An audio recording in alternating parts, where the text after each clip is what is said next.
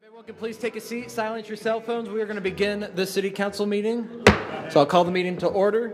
And up first is going to be our invocation by our one and only Pastor David Butler from Faith Assembly Christian Church.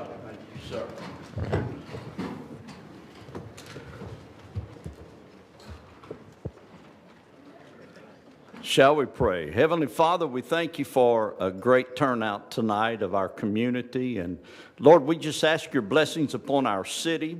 We have declared that you are indeed the Lord over our city. We thank you for the meeting we are about to enter into. We pray that everything we do would be pleasing to you. We speak your blessings now. According to the book of Numbers chapter 6, which is this: may the Lord bless you and keep you. May his face shine upon you and be gracious to you. May he give you his peace. Amen. And with Councilwoman Neighbor not here, Councilman Bagby, if you please start. I pledge allegiance to the flag of the United States of America and to the republic for which it stands, one nation, under God, indivisible, with liberty and justice for all. All right, thank you for that. All right, so before we get going, with the agenda approval, do we have any changes? Yes. I don't know how to punch my button yet, but That's okay. anyway. Yes, I'd like to, for item number 1, I'd like to add C, the Christmas parade winners. Okay. Xmas parade winners, and I've got the list here. Since All right, does anyone? I appreciate that, absolutely. All right, any other changes? Seeing none, do I have a motion for the meeting with the amended C for the Christmas parade? Got a motion? I'll motion to approve. Motion, all right, and then Councilman Bagby with the second. All right, we'll call the vote. Okay, I don't have my vote. There it is. Mayor, I have not been able to get my password to go in here. All right, well, An expert. we got plenty of announcements and recognition, so if we just do a vocal, Councilman, let's go with Schmidt. You want to voice it? Yes. Vocal? What, Tory? Yes. I'm sorry. Yes. with the person? Councilman Destin? Yes. Councilwoman Trammell? Trammell, yes. Yes. All right, ayes have it unanimously, so moved. Oh, you have to put in. And with that, we will start with the Employee of the Year Award. Please, Rick. That was your vote that came up.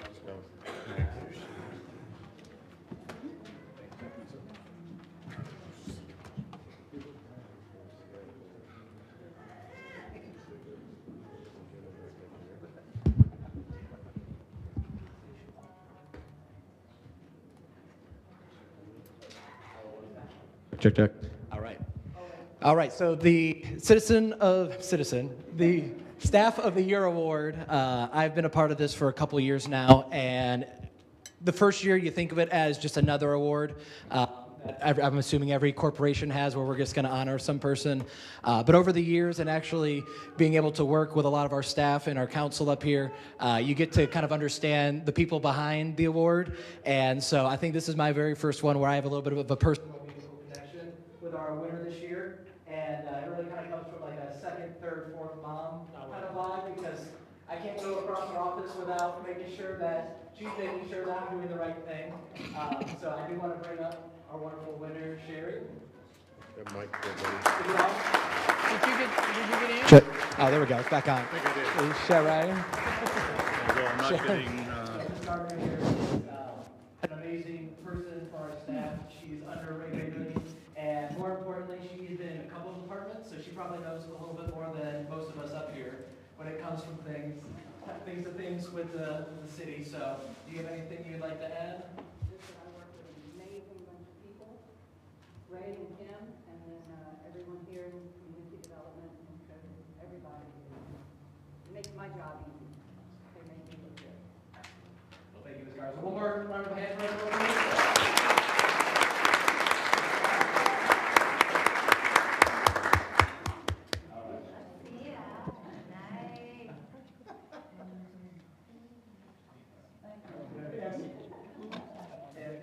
Sharon, my mom's name is Sherry, so that's all.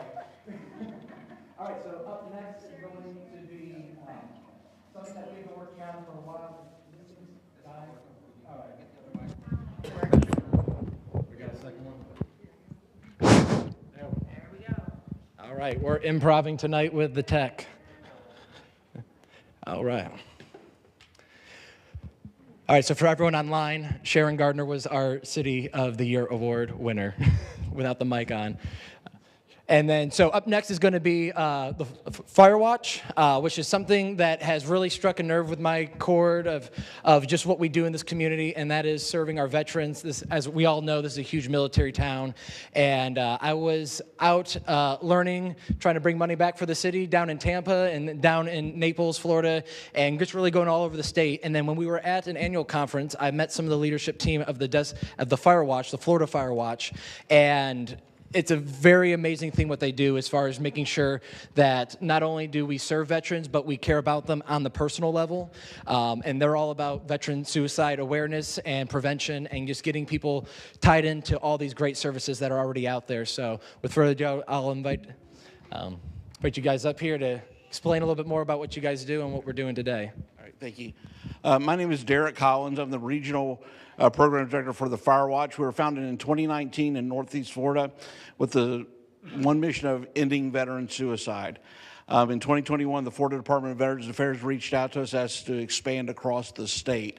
So we are the state of Florida's veteran suicide prevention program.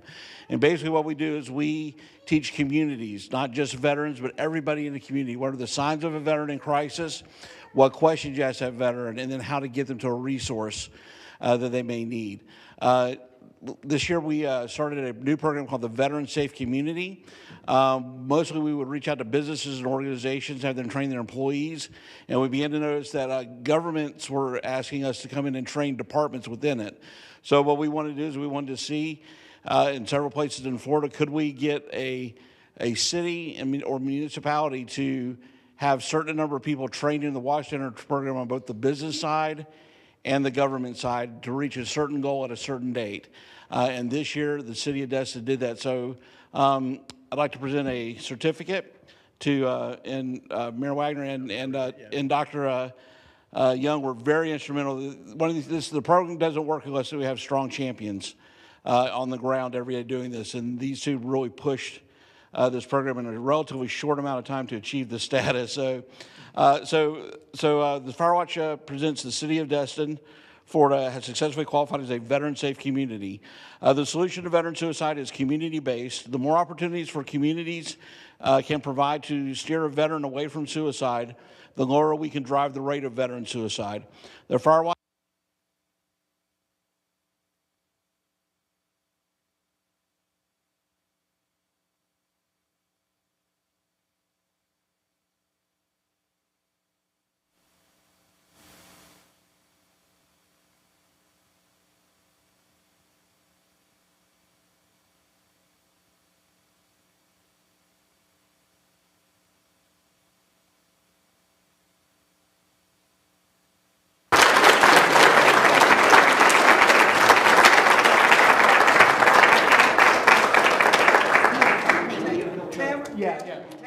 Tamara, we need Tamara up here as well.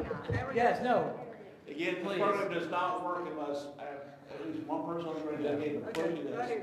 And tirelessly, she pushed this program to get us over the goal line. I imitate, so thank you very much. Yes. All of that. There you go. There we go. Thank you, guys.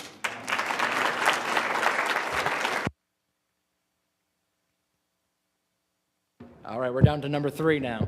So my last moments on this is, again, Dr. Tamara Young was instrumental in this. This has been a pilot program for both of us, so it's an honor to receive the award, but I'm very excited to see all the different communities across Florida that continue this awesome training. Just like our city, we can't all be everywhere, and it really just takes everyone's eyes and ears just being out there, looking out for the betterment of the community, and that's exactly what this program is. And it's really not the beginning, but truly the beginning, because this now just makes sure that we know what to do when we see it, and then it's still our obligation to help those that are in need and perform and show up when those times come, even if it's a difficult conversation to have. So the reason I got involved in this is because their data through the VA showed the past 3 years of data, 63 veterans in Okaloosa County had fallen to suicide. And between that, what really kind of pulled at my heartstrings was one of their youngest age groups, which I believe is 21 to 34? 18 to 34. Okay, so the very young adults comprised over half of that number. So not only was 63 a big number, but half of that were veterans under the age of 34. So that's really where I'm at in my life. And so just kind of be in that age group and see those kind of numbers was alarming. So that's really where it came from. So that's just my ask for everyone here online to help join us. And it's really just 2 eyeballs at a time, making sure that we can do what's right for those who have served our country. So thank you guys for that.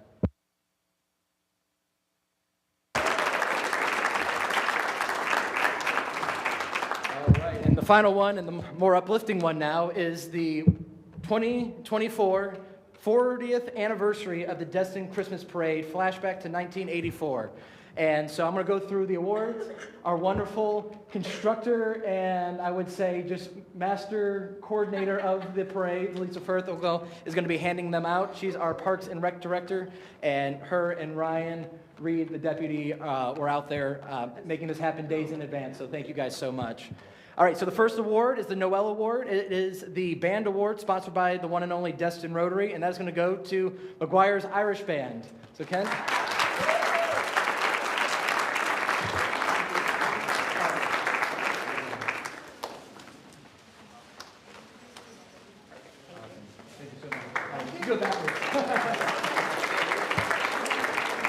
All right, up next, Elf Award, Children's Services, sponsored by Jim Leofow, thank you. I know him too, I just never can say his last name. Jim Leofow State Farm, so his local business here. Destin Dolphin Cheerleaders, come on up, thank you guys so much.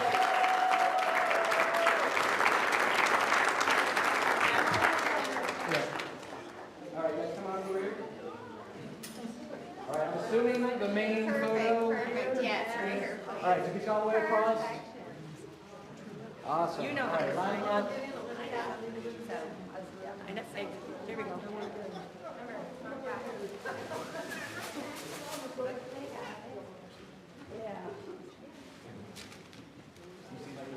And our wonderful Destin High School cheerleaders. Hands on hips. The Destin High School cheerleaders have been practicing with them and teaching them. We're doing it. All right, so the fun fact for this year is the Destin High School cheerleaders with the middle school and now our elementary school have been working together on this. So I think that's awesome having the older kids teach the younger kids and keeping it all going. So thank you guys for being leaders. Well done. All right.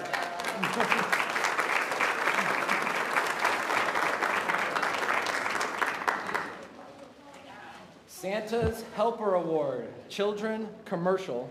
There you go. Sponsored by AJ's Seafood and Oyster Bar, and that's going to go to Envision Destin Studio. Dance Studio.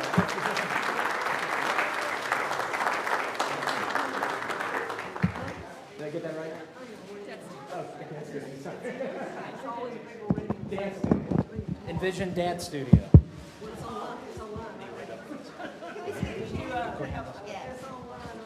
Test, test.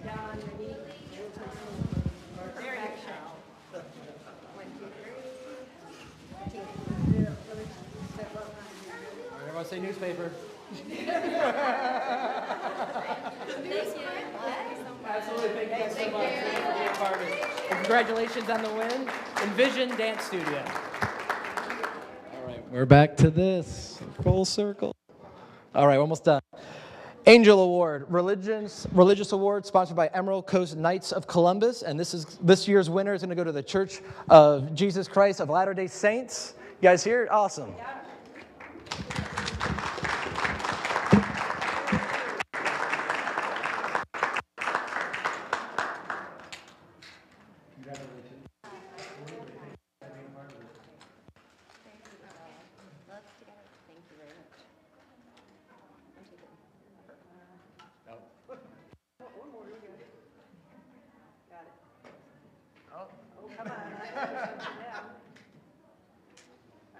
Get my steps in today.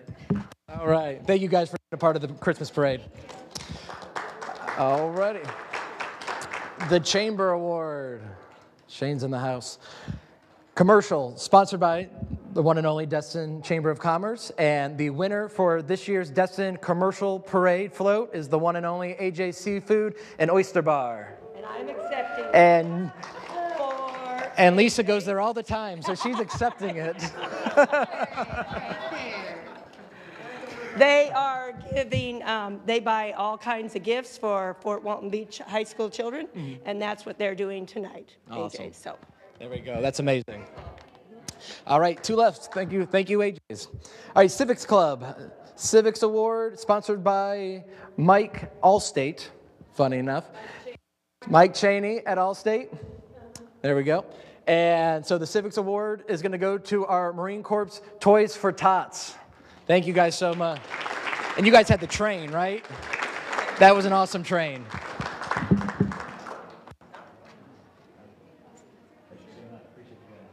Thank you so very much. You get this together. Thank you.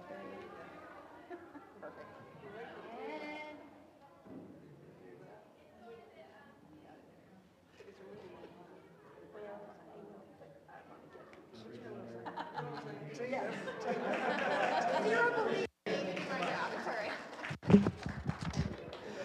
All right, crowd pleaser. I don't know how this one gets tallied, but I think it's whoever has the most candy out there. The crowd pleaser this year, sponsored by us, the city of Destin, is going to be Destin Water Users. Oh, that's why.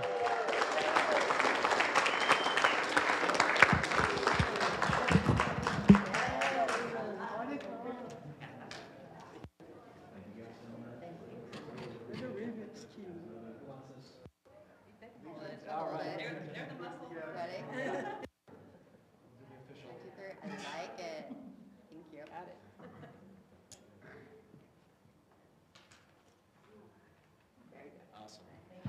All right, so thank you all, everyone who participated, whether you were receiving candy or throwing candy. Thank you for always joining us. I think that's like our biggest city event of the year. When you go over that hill and you're just seeing thousands of people, it's a really cool. You're like, all right, I'm in the community right now. So it's always a great turnout and event. And again, as always, thank you, staff, everyone who helps put that on from the very beginning of planning it all the way to the guy driving the street sweeper at the end. So I appreciate you, Michael.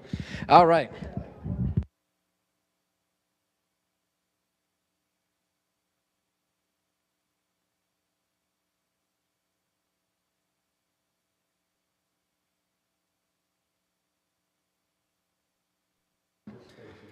All right. So with all the announcements and recognitions and proclamations out of the way, up next is the public comments. So if anyone here from the public who wishes to speak on anything from this agenda item or anything else, not on public hearing for tonight. So I will start. No? Okay. See, no, we got a couple bodies in the house, but no one's rising. All right. So we will close the public comments at this time, and I will move to the consent agenda. Do we have a motion? Mayor, I would like to pull item C, and I'll approve A, B, D, E, and F. All right. Do I hear a second? I'll second, Mayor, but I would just make one comment on B. There is a typo that refers to the Clement Taylor Park as part of this project, which I think is just a mistake. And as long as everybody understands that's not part of it, then we can move forward. Okay. Nods. All right, sounds good. All right, I have a motion and a second. I'll call the vote for consent agenda polling the single item.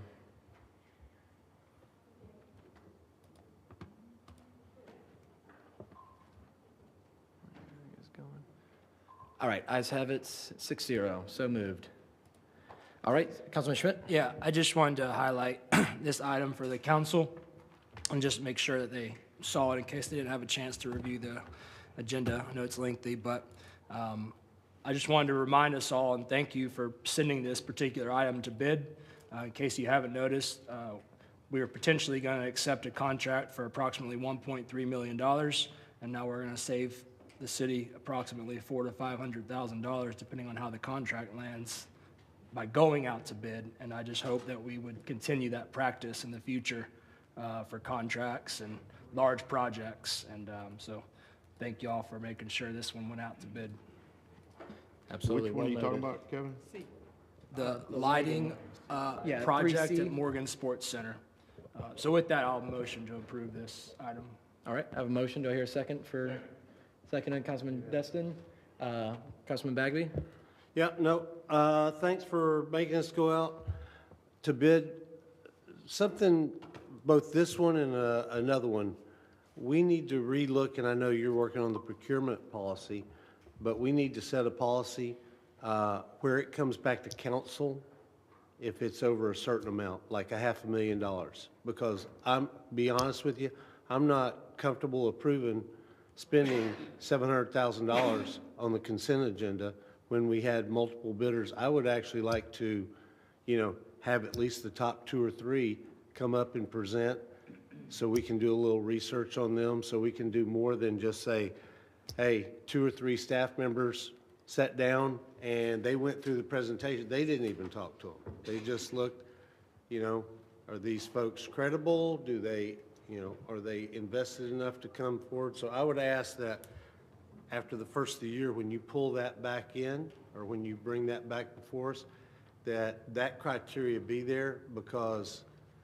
we're kind of getting over my comfort. The staff wants to approve a $200,000, or recommend approval on the consent agenda, $200,000 contract, okay. But when you start getting over $500,000, you're talking the council ought to have a say, and I want somebody standing in front of me telling me why they ought to get $750,000 of taxpayers' money out of this city. So that's the only thing I would say. Well, there's already a motion. There is a on the motion? floor, but I will make that motion after. Well, I'll take that noted, and we're already working with staff on those policies, so we can add that. As soon as we vote on this, and I'll make that motion. Okay. Because that's the only way we can really tell staff to do things. We can't just say, I wish you would, as one council. Fair enough. Councilwoman Trammell? I was just going to say that I agree with both of these gentlemen. All right, noted. All right, with that, I will call the question on 3C.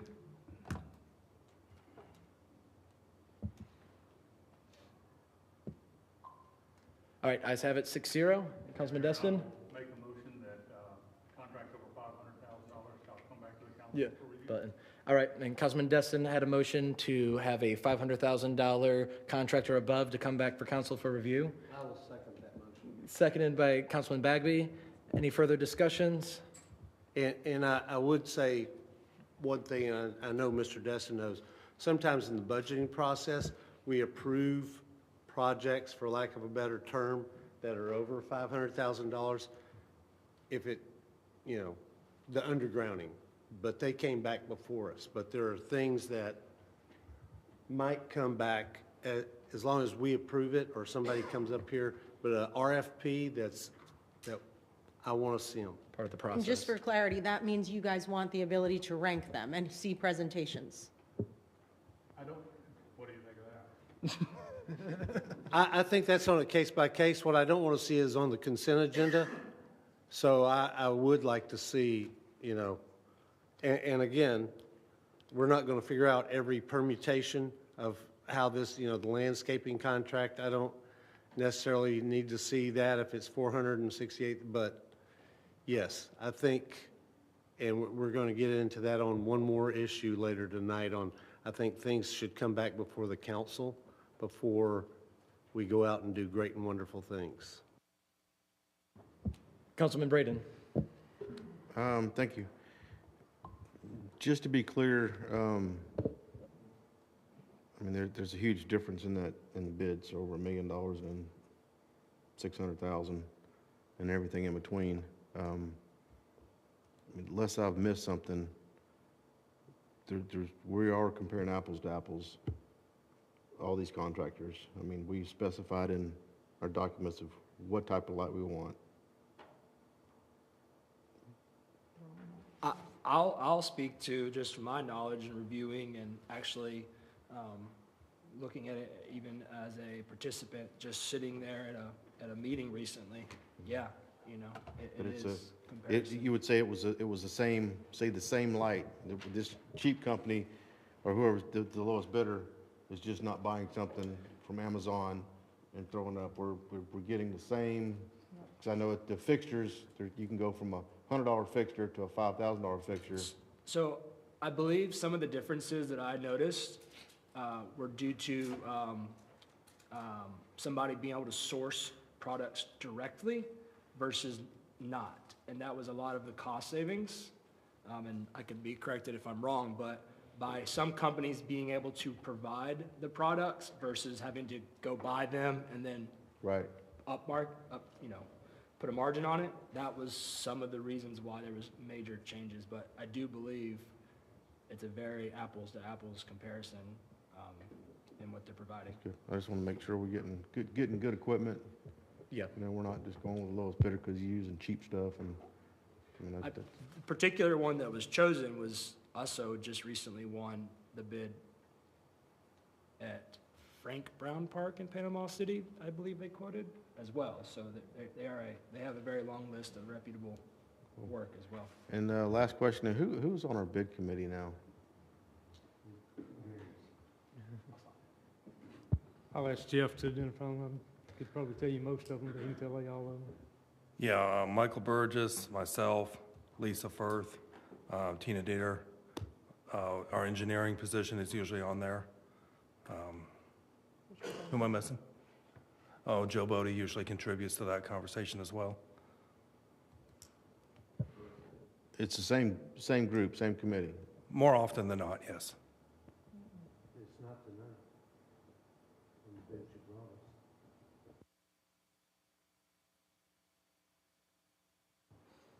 Okay.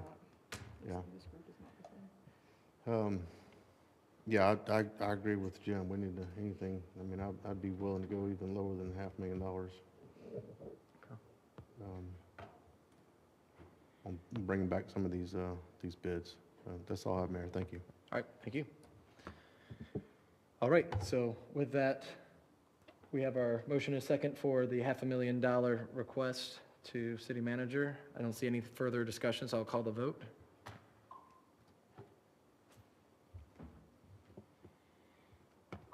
All right, ayes have it, 6-0, so moved. All right, that brings us to the city manager report 4A. Mr. Larry Jones. Thank you, Mr. Mayor and council members. Our first item 4A is a update from DAG Architects regarding the linear trail project. And so I believe they're here to provide you an update in where we are in that process.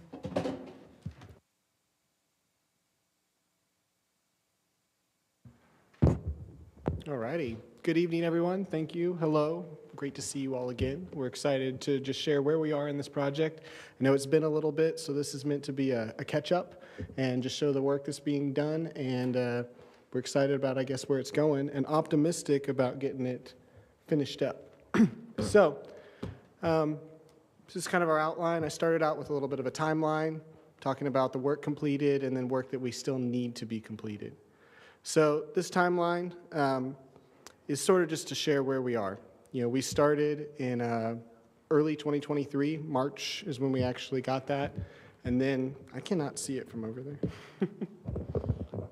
Turn around this way. We'll just talk this way. So the project was advertised under contract. The next thing and the biggest portion of this sort of timeline was the collection of the surveys. That took a long time. It's over 1.5 miles worth of area that we had to get topographical line surveys. There's work with FPL being done, so getting the current, intended hardening, which we can see that work being done right now, and getting all that captured. We also had wetlands and a number of other, HOA and previous easements that we had to document. So then we started the engineering design. We've come before the council here on the 30% approval and the 60% approval, and have moved forward into what we are now in our 90% approval phase. This phase really constitutes us getting the easements and the permitting together. We have pushed everything forward as far as we can right now. So it is with the city. The city has all the documents for the development order and the rest of that. And currently our holdup is easements, and these have regrettably taken longer than we thought they would. I can report that we requested an extension in October when we were seeing that this stuff was getting pushed out longer. And I think the important part about that is that we have a lot of favorable expectations on the easements, I would say. So when we first did the project, we had 24 individuals impacted. We're down to 9. That includes Destin water users and FPL. And we have talked to them all verbally. We even held a signing day to have them come and sign the easements here at the city. And we have not gotten them to come in and give us the signed easements. That's really where we are. Of the 9, I have 6 of them that are all verbally in favor. And then we also have the 2 that we haven't contacted yet. Bobby and the city staff has been very helpful in administrating that. Wherever Tamara went, she's also been helping with it. And so where we are, like I said, is as soon as we have the easements, that will conclude everything that we needed on the permitting. And so this work completed portion, just sharing that you have design documents for civil, landscape, electrical and lighting, the irrigation, the survey, and the wetlands. We have delineated all the easements that are required to complete the project. We have concept designs for the signage, which we're working closely with the city, and that will be brought back to the council for approval when that comes up. And then we've also helped facilitate some of the grant applications. That would be the Sun Trail and some of the other ones that we're pursuing, but also help facilitate the extension. And I think that's really what the question is here for the council. It's important to note that we have spent as we were supposed to, and we have extended the grant. And so to my knowledge, and Jeff, I don't know if you want to add anything, we have no concerns about losing the grant funding or any of that we have proceeded with that all in line as it's supposed to be. This is just showing, just for the benefit of it, our documents that are work incomplete. Like I said, from 24 down to 9 in the current layout, we've developed these sort of exhibits that show what is happening in the easements. This has been really helpful in convincing and sharing the goals of the project with the individual owners. This is the sort of concept signage plan that we're working through. So these would be locations that there would be informational signs, that reinforce the trail and even have learning modules and things along those lines. And then, this was actually something that we also prepared, which was an estimate of cost on here. And I think, the important thing is the initial cost estimate to construct it is still in line. It hasn't ballooned. It hasn't, gotten out of control. All that's being managed, even with some of the additional work that we're anticipating for stormwater management and that. So then that gets to work to be completed. And like I've already shared, we have final signed easements. Once we have the easements, that removes the roadblock in our permitting process. When we go into that, we'll be working with coordinating any of the new city projects. So an example of that would be the pedestrian crosswalk at Airport Road. And then we'll continue to support the grant and work with FPL, especially with their new hardening. There's some concerns about guy wires and the elements there, and so we're working with their design team on that. This is the little memorandum, request for additional time, but what I liked about this was it shows the permits that we're currently permitting in the process of. So we have the City of Destin Development Order, we have FDEP, we have ACOE, and we have FPL permitting, and so we have 4 agencies that we're getting permits through and managing all of that. And so that pretty much shares where we are. Design feels good, we just don't have the easements to have permission to do the work. Awesome. Well, anyone have any discussion on this? Or just informational? Oh, All right, yes. Councilman Destin? I'm ready for it. Go ahead, Councilman Destin. Thanks for the presentation. You guys have done a lot of good work, but it's all going to turn on the easements. Now, you say we have proposed easements for FPL and DWU, and is there any problem there that they haven't been signed? So we can ask Monica and the rest of that. They're here, yeah. They're there. Not So, to put them on the spot. not to put them on the spot, no. So at the end of the trailhead, there's a roundabout that's for our public works, and we've been negotiating that turnaround and trying to minimize it so that we don't impact their space. Additionally, during this process, and I'm probably speaking, more, there was opportunities with the partnership with Olympus that's there in that area, and there's been a handful of other conversations. So really, it's trying to decide the final end-all that's the right choice and reduces how much impact on it. To my knowledge, we revised it latest, and we resubmitted that here recently, and so that has a board meeting and the rest of those things. That's actually another big part with the easements that I didn't share. You know, we have a number of HOAs, and so to get with a townhouse HOA on their board meeting, present it, have quorum, get it approved, that process has taken, you know, 2 meetings to get to it instead of 1. And so that's been a little bit of the delay too. But we are not expecting any issues from DWU or FPL. As I shared, I have verbal affirmations from most of these, and it's a matter of just collecting the paperwork. Okay, and you said you had 6 favorable, that still leaves Yep. 1 or 2? Yep, so the 1 or 2 that are out there, we have, you know, plans in our back pockets if we can't, in order to adjust that. To go around, okay. To go around. And the other part of that is that it's, you know, it's a private residence and renters live in it, not the owner. And so there's a matter of just getting to a contact with them. And what I've found, because this project is a great thing for the city, if we can sit down with them and explain what's happening behind their fence, almost everybody's been in favor. And it's been a really easy conversation. And so we haven't been able to lock that down. And so that would be, you know, the deficiency there is just not having the conversation. Okay, well, of course, we've got to have the easements to go forward, don't we? Correct. Thanks. Yep. Councilman Bagby. Okay, so I have the same concerns, but I'm a little bit more across the, who are the 2 we haven't even talked to yet? Okay.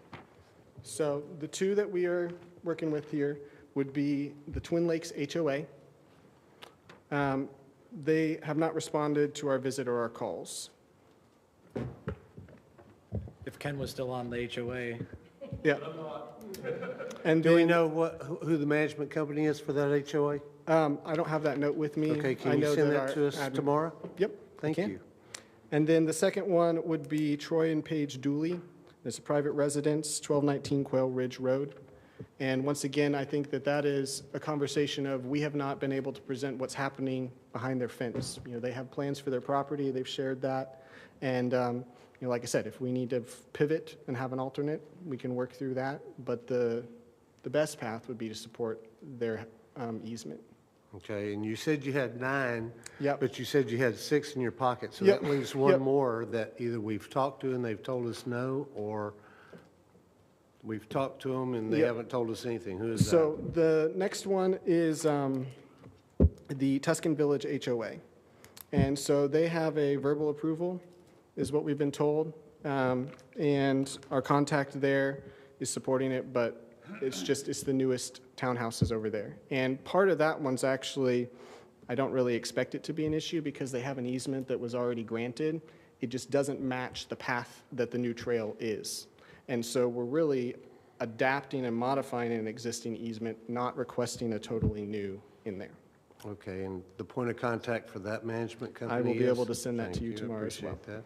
And then the next question is for Jeff.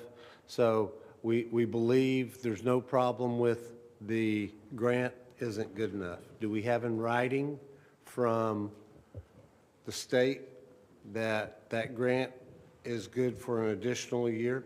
Yes, I do. Okay, thank you. Councilman Braden. Hey, thank you. For the folks that's watching at home, can you tell us where this trail is going to start and where it's going to end? Yeah. So this trail is located just around the corner over here at Airport and Commons. It extends underneath the power lines all the way to 98 Palms. And so this is carrying through the Twin Lakes HOA. There's a little roundabout. There's a dual Melvin Park that's currently existing. And so it's a mile and 1.7 miles is how long that trail is. Thank you. That's all. Councilman Schmidt. Thank you.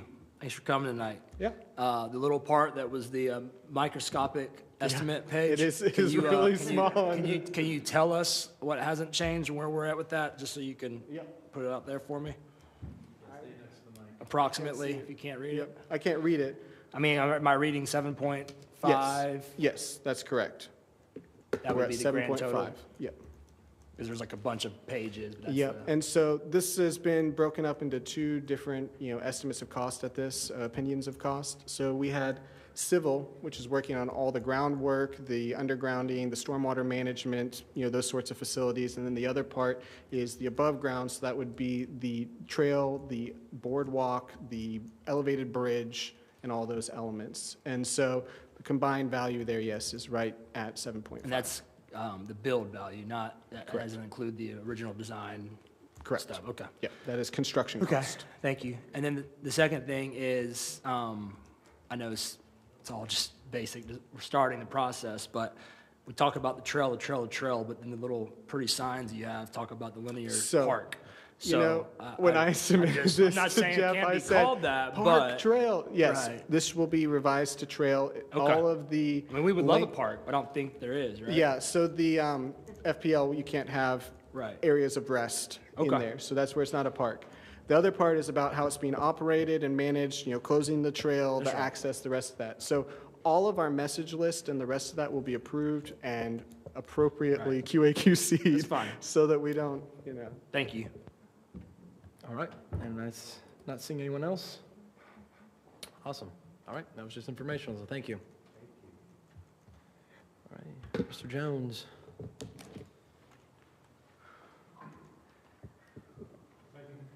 Thank you, Mr. Mayor. Next item is 4B, which is the budget amendment regarding some adjustments that are needing to be made to the budget regarding the loan that was obtained recently. There were some assumptions made prior to the terms of the loan being determined and agreed upon by council, and some of those assumptions need to be adjusted based on the fact that the assumptions made earlier were based on perhaps a 20-year term, and the council decided on a 15-year term, which is going to have to reappropriate and reassign some funds and balances in the current budget. Ms. Crystal will expand on any of that if you would like to have any more detailed information there. Bottom line is to clean up the budget to align with the loan and what's needed to repay the loan and to service the debt going forward. All right, thank you so much. All right, with that, I'll entertain a motion or any discussion. I'll move to adopt the budget amendment for the 2024 loan as shown in the attached detailed amendment. Seconded by Councilman Bagby. Any further discussions? Councilman Destin. Button. Just going to comment, since Kevin already saved us $500,000, that we should be in much better shape. All right. I think they call that an alley-oop. All right, seeing no further discussions, I will call the vote for 4B. Uh-oh.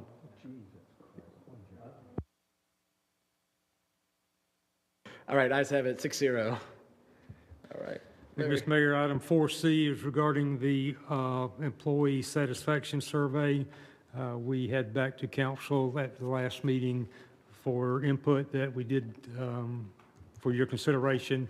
We did receive a little bit of input offline that we have incorporated into this final document, and subject to your approval tonight, we will be ready to put it out to publish it to our staff after the first of the year and receive the feedback and get that assimilated for your consideration.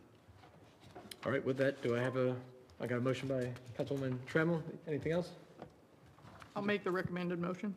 All right, do I have a second? Second. Seconded by Councilman Bagby. Any further discussions? All right, seeing none, call the vote. All right, so moved, 6-0. All right, Mr. Jones. Thank you. Next item is regarding the appointment of Mr. Louis Zanguzzi as the new Community Development Director. As you're aware, Ms. Tina Dieter has submitted a resignation to move on to things in life that are appealing to her, and we certainly want to thank her for her time here with the city and all the good things she's done, and show our appreciation for her hard work and effort during her time. Thank you so much. And wish her well as she moves to the northern cold New England area to do some exciting things. So along with that, there was a need for a community development director. Mr. Lewis and I had two very quite frank conversations about the possibility of him stepping back into that role. I explained to him that it was a full-time role, that understanding that his clearance from his doctors was as of January 1st, 100%, and he joins us tonight, and we're excited to have him rejoin our team as Community Development Director. As you know, your charter requires us to bring that director level to you for confirmation, so we're asking you for that confirmation tonight. And Mr. Lewis is available if you have any questions or if he has anything he might wish to add. Yeah. Louis, you got anything for us? So good to see you. Yeah, it's Sam here, Mayor. Can I share a few thoughts here real quick Yes, sir. for everybody? First and foremost, I want to thank the council for their patience, as well as all the prayers that my family and I got throughout this ordeal.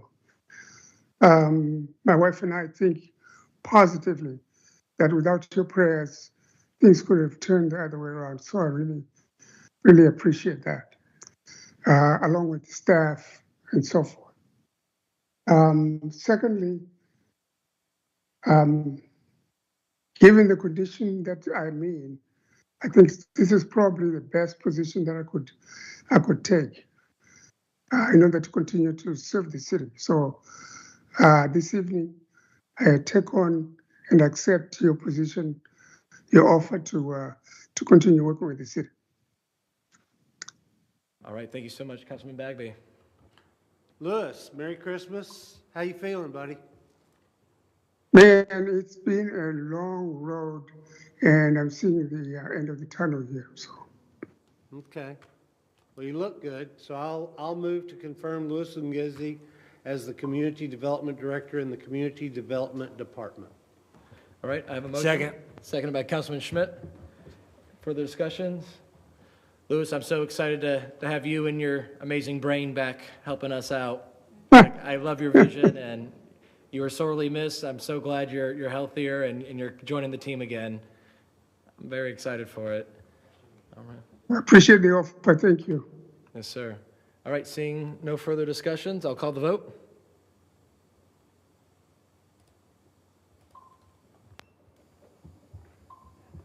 All right, unanimously approved, 6-0.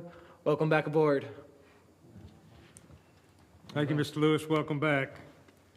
You bet. Thank you, Council. Next item is 4E is regarding committee appointments. Just to circle back a little bit, we as staff and Councilmember Trammell met last week to have some discussion about committees, how they're functioning, what recommendations we may be able to bring back. We're planning another meeting in short order so that we can have some recommendations for January the 6th. So that is in the process. Two things we need to do this evening. One is to vote on the members for the local planning agency. That is not subject to the discussion that we're having internally. I mean, by statute, we have to have an LPA, and the makeup is pretty determined of how that looks. So what we have tonight is we have 5 available seats that need to be appointed, and we have 5 individuals willing to fill those seats. So Commissioners, Councilmember Schmidt, Hebert, Destin, Trammell, and Braden each have an appointment to make, and those available to be appointed are Jim Wood, Corey Ledbetter, Marcy Bell, Ken Wampler, and Tammy Weidenhammer. So if we would like to, whoever would like to start to make a recommendation, we'll need to vote on them individually and move them forward. Yep. Did I get that right, Mr. Ray? I'll be doing this vocally, so Ray doesn't Okay. have to do the custom, Okay. so we're not waiting in between the custom motion. So Councilman Braden up first. Yeah, I'd like to nominate Jim Woods. All right, I have nomination of Jim Woods. Second. With a second.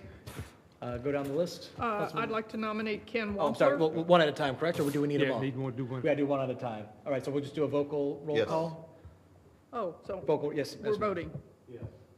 Oh, Yes. Councilman Destin? Yes. There we go. Yes. Yes. All right, so moved. Congratulations, Jim. All right, Councilwoman Trammell. I'll nominate Ken Wampler. All right, I have Ken. Do I hear a second? Second. Seconded by Councilman Schmidt. Let's start off with Schmidt. Yes. Yes. Yes. Yes.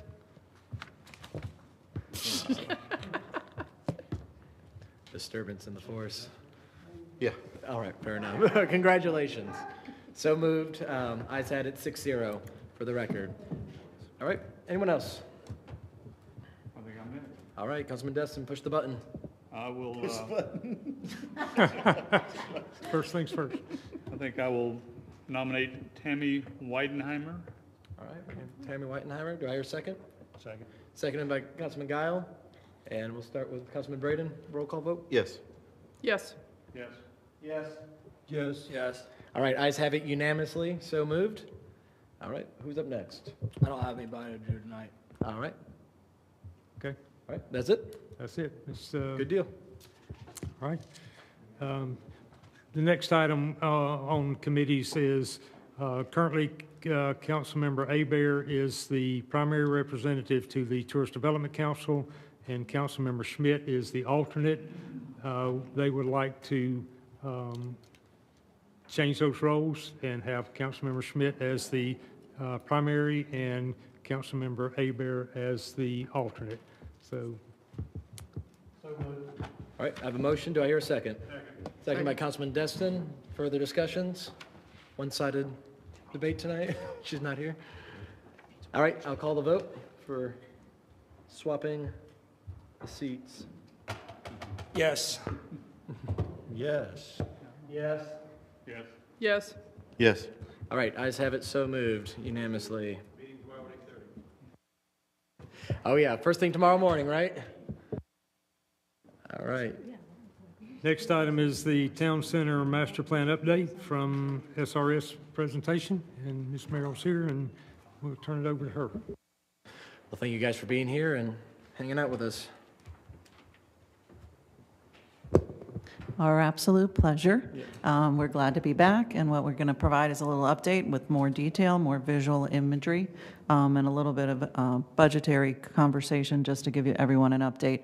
Most all of you have been part of our journey, so want to make sure that we update a few faces that are new to the council and make sure that everybody's up to speed. Little project history for us is that we've had 2 in-person community meetings. We've had a survey digitally out there and got 301 responses. It was very active and full of great information. We've met with every city department several times. That was a group meeting where we met with them collectively, and then we had individual meetings where we developed programmatic needs just to make sure that we were satisfied with getting input from everybody as far as what City Hall would need, what a community center would need, and understand that. And then we also met with each of the council members twice during the course of this event, and then coming back to you to share. And then we had meetings with the developer of the public site. We've had meetings with the Chamber of Commerce also. So we've tried to cover all the bases that we could. This was the summary of the due diligence and the programming that we did. We did analysis of almost every building, just understanding what you have as far as amenities to the city. And the summation of kind of needs was City Hall needed to be roughly about 30,000 square feet. Today you're in 2 facilities, so there's a little bit of duplicity, but we also needed to add some future growth, right, for the changing of the flow and some new people and the growth that's happening here, and adding some planners and adding some staffing roles that are there. So they know it's hard to read. I'm feeling guilty like the gentleman before you, not being able to actually read it, but I think you read it when you're on your screen.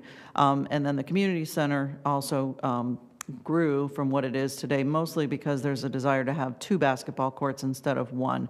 Gives them a lot more flexibility of programming and whatnot. There's also some administrative things, and also bringing in, one of the goals of that conversation was try to centralize the programming aspect of Parks and Recreation, where today they're kind of split, and some of them are at Morgan Sports up in above the concession in the bathroom, kind of combining efforts and taking a look at that. As we looked at the sites, we looked at the logistics of doing so.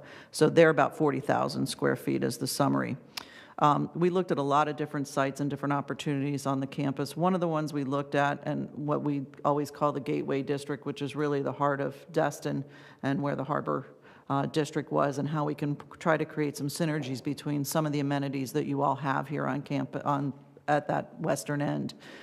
There's the Harbor One site that's new to you all, and what could we do there, the community center site, and then we've got a sprinkling of other things, and how do we connect the dots to make sure that that's kind of a hub for the municipal presence for you all.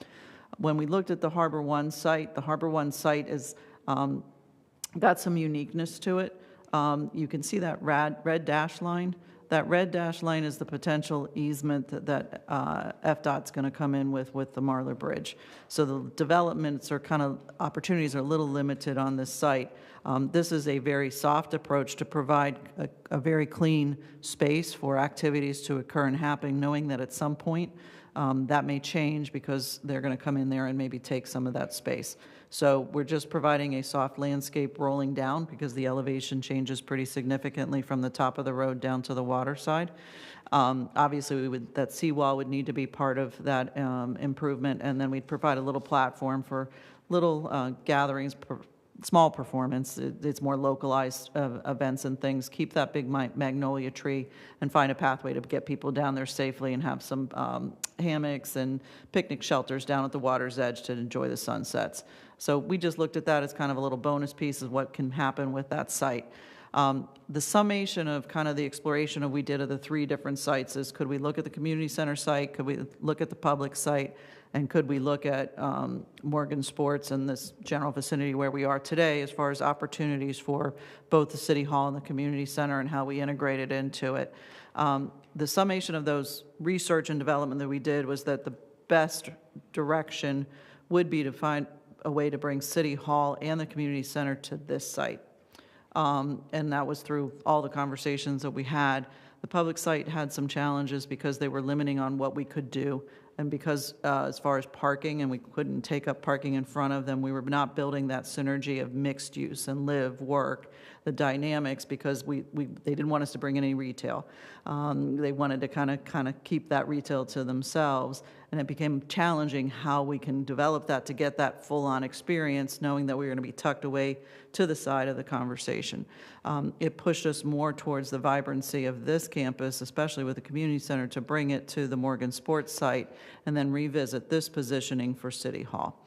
What that meant was then we started to look at what we call now the Fishing Village at Gateway District, which is the old community center site. And what we did was look at, can we find a way to really celebrate Destin's history? There's already the historical and fishing museum that's there. We have the old libraries there, the old post offices there, the old fire stations there that now is the police station, the cemeteries there. It's really the original heart of Destin in that area, and could we find a way to use that site to really celebrate it?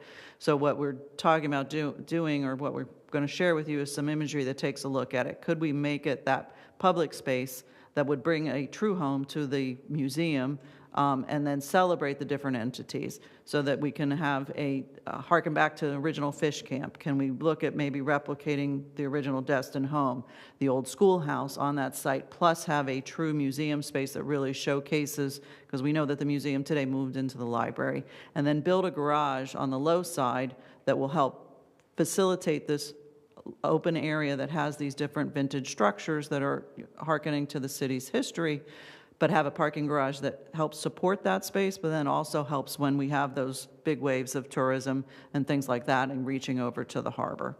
So this is just some vintage imagery pulls that we did just to kind of get our bearings. Gianna, I don't know if you want to chime in on when we start. Sure. So one of the hard things about doing a vision plan is that we're not really proposing something specific for you to build, but just sharing ideas for what could be. And we thought that creating this kind of synergy, particularly in this area, that really sort of congealed all the assets that you already have, and it reinvigorates with an opportunity to utilize the infrastructure that you have to build the parking garage, and to create a destination that could be a revenue generator, could help in the long term, help to pay for itself. So what you're seeing here is sort of a courtyard arrangement where in the center you have a lawn area, and around there, around that lawn area, you have a series of improvements, the reconstructed buildings, the new museum, all so that they're all hearkening back to the materiality, the character, and the identity of historic Destin, so that the facades of the buildings are all keeping in scale, and they're detailed with materials. So when you come into the overall environment, then a local resident or a school group who wants to come visit the site has the ability to engage with it. There is the sort of detailing and character elements that not only are giving it a look and feel, but also serving as your marketing pieces for your Instagram moments and stuff, which are those photo op components. The idea is that then you could create like an elevated dock that connects all the buildings around them with the lawn in the middle that then becomes sort of an event space. There are some opportunities there for some children's engagement, some opportunities for some of these buildings to also include cafes and restaurants and really start to generate some revenue, if you want to talk about Morgan. Okay. And then this is the campus of Morgan, and I kind of alluded to it in the conversation, which is, can we build synergy by bringing the community center to this site? Because programmatically, there's a lot of synergy with, the moms and dads that are bringing kids to different activities, and one's doing basketball inside and one's doing baseball outside, and how we bring this whole campus really to a very strong park presence, and it becomes your main hub as far as doing that. And where we are today, revisit this site and make it the City Hall site, and then really improve the connection between the two. Right now, they've always been kind of separate sites, and this was a church before, and they were never looked at as a full composition. And look at the connectivity across commons as far as, pathways and pedestrian walkways that connect you to it. Also create parking so that when we have those overflow situations with on the weekends and in the summer times with events with the tournaments that you guys attract to Morgan Sports, so that we have that overflow activity and we really create this full civic campus back and forth that includes Public Works, City Hall, all the sporting activities, repositioning the dog park over to that side, potentially introducing a skate park, improving the parking on that side and the connectivity from side to side, because today it's pretty limited.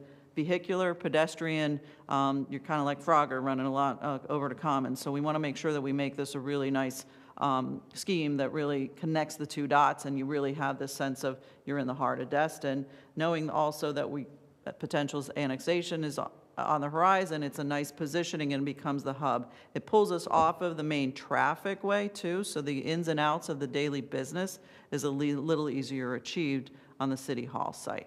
Do you want to talk about the imagery? Yeah, sure.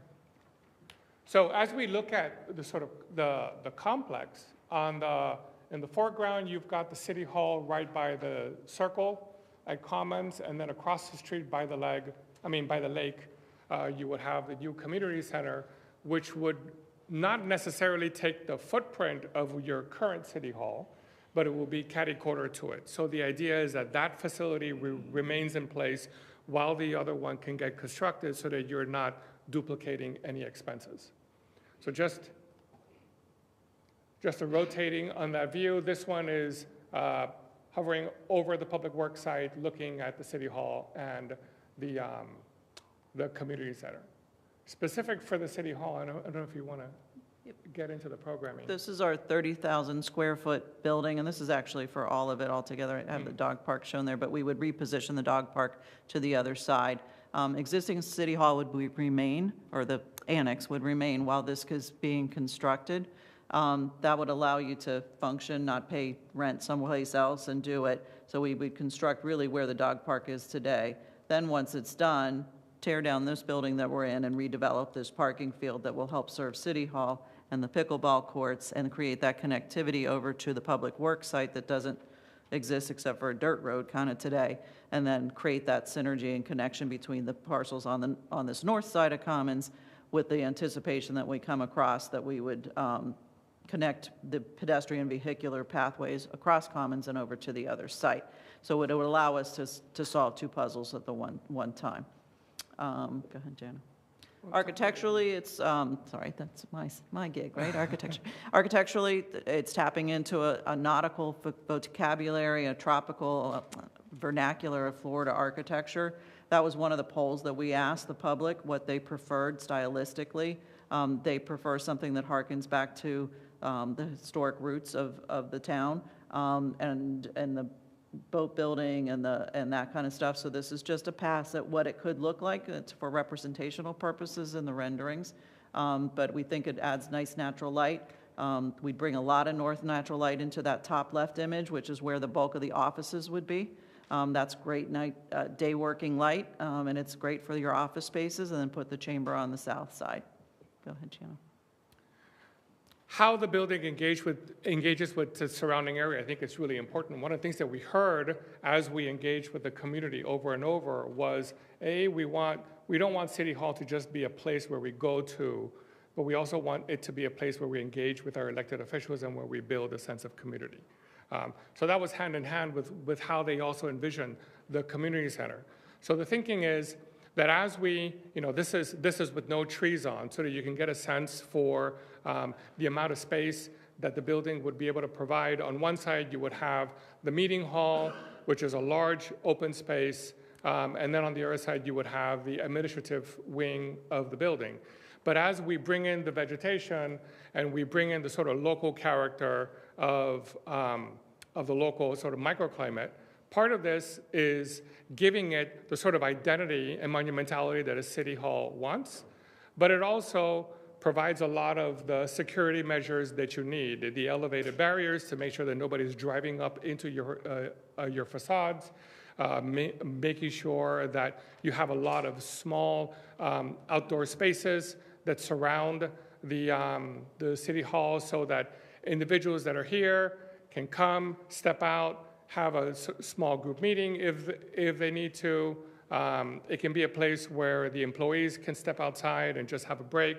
And we think that it's an environment that is very conducive to creating good shade, good character, good identity, and good visibility, particularly from that angle that you're looking at from the traffic circle.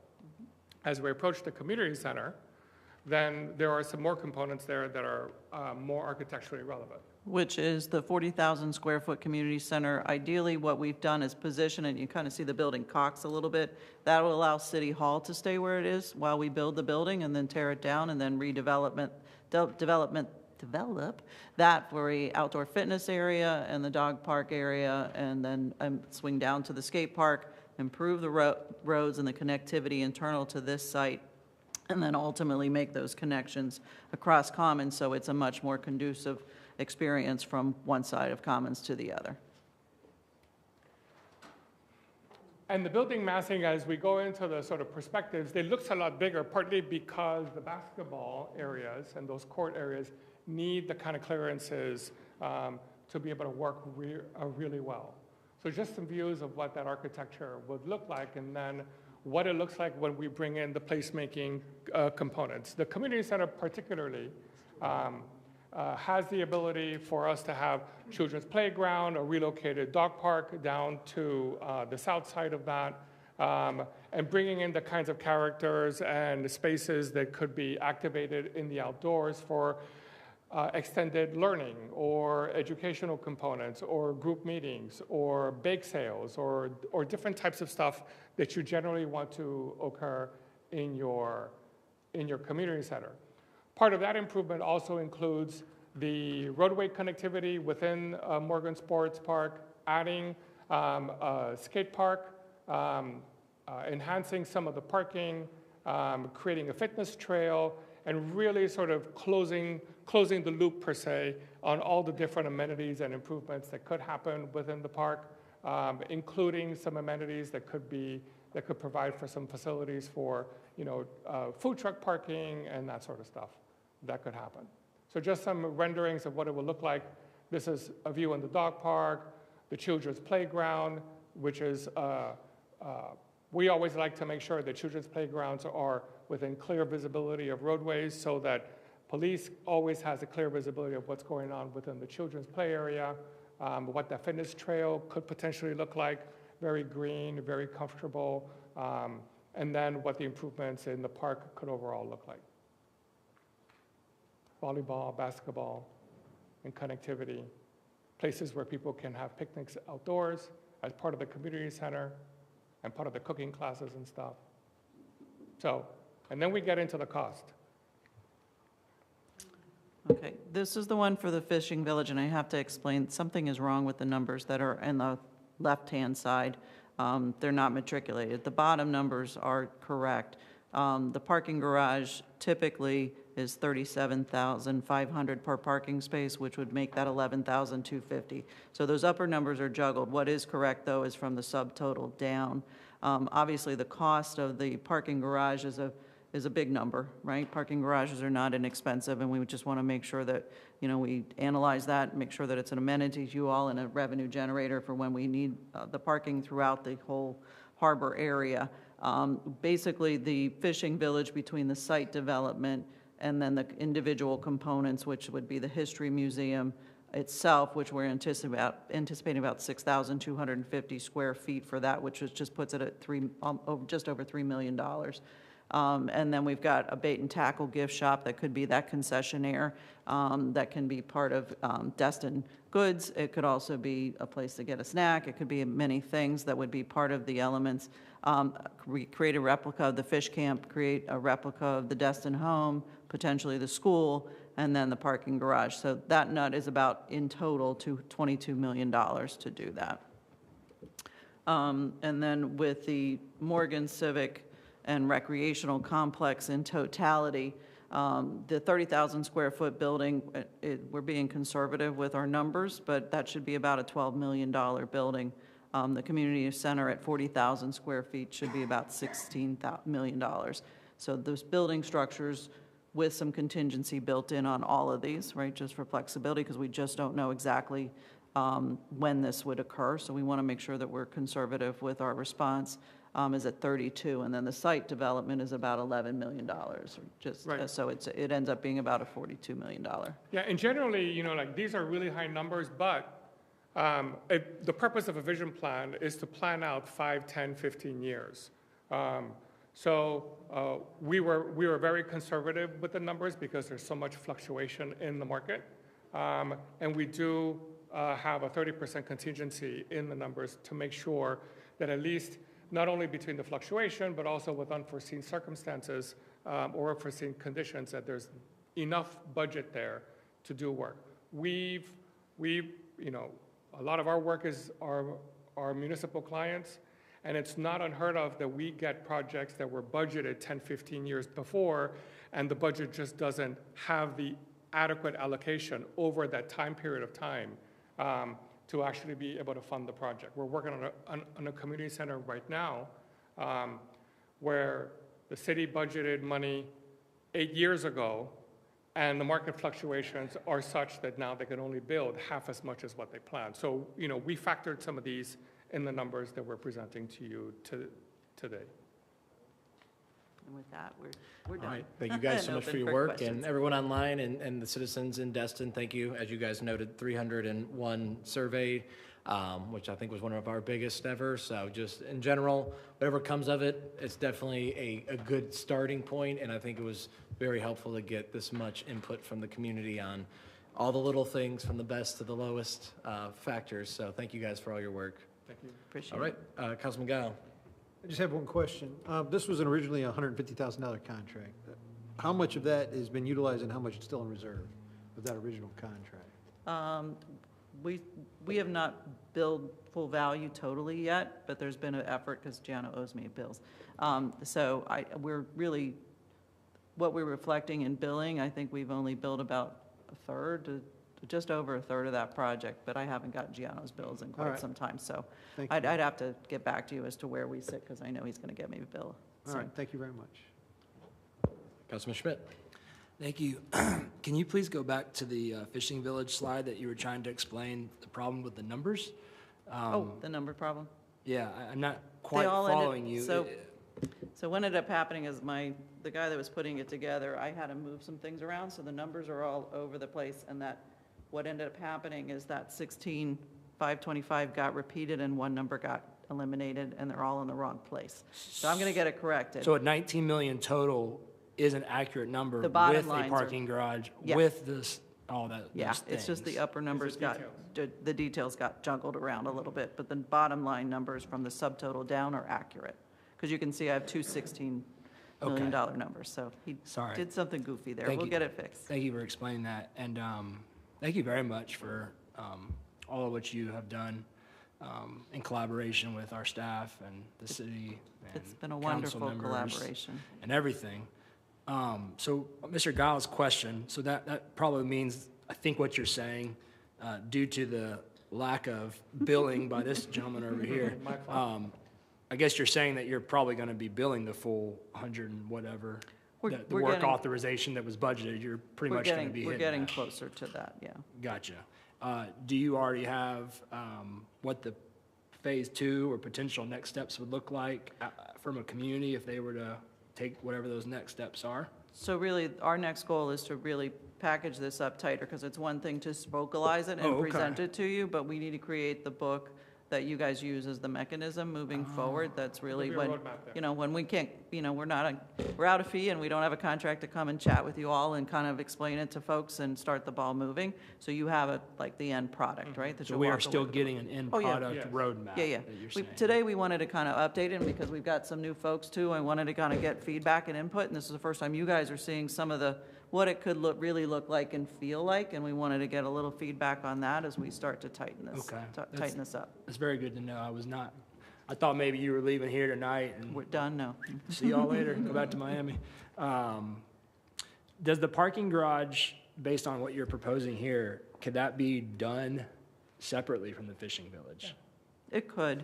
Could, I mean. Yeah, at the end of the day, the fishing village really is a vision. The museum is going to have a certain amount of parking requirements, and some of the components will have a certain amount of parking requirements. We know you guys satisfy a lot of parking down below and things like that. I think that the parking garage itself is something that really merits further discussion, because that's a commitment on your part, not just for this site, but how it connects to everything else. So we want to make sure that we have it. We wanted to show the full vision, because I think it would be important, and I think if this place is as successful as we believe it will be, you know, you may need it, you know, because I think it's going to become more of a destination rather than a pit stop along the road to go in and check out the museum very casually, you know, that we're going to have this Instagram moment with the big weigh-in station that says Destin, and really introduce you to the history and the vessels and how we got here, and make it more of an experience than it is today, right? And really help celebrate this for you. We think that parking garage will be necessary, because it'll also still continue the legacy of what you all have been doing at the site with the Christmas tree lighting and all the events that really that site has offered you in the past. Just a different format, different arrangement, but still that community amenity. Right. So, just from tonight and first glance, and then potential roadmap that's coming, you know, to me personally, I mean, this is just very exciting stuff. And I think anybody in the city that will eventually see this, they'll all be very excited about it. I get its images, and I get it's expensive, and I get it, you know, we could tear it apart and we'll never do it or whatever, but this is the type of dreaming and planning that I hope that as a council, future councils or whatever, will hopefully be able to get behind. I know Mr. Bagby has briefcases full of a lot of these plans that he's participated in, and Ms. Trammell maybe seen them, and Mr. Destin has.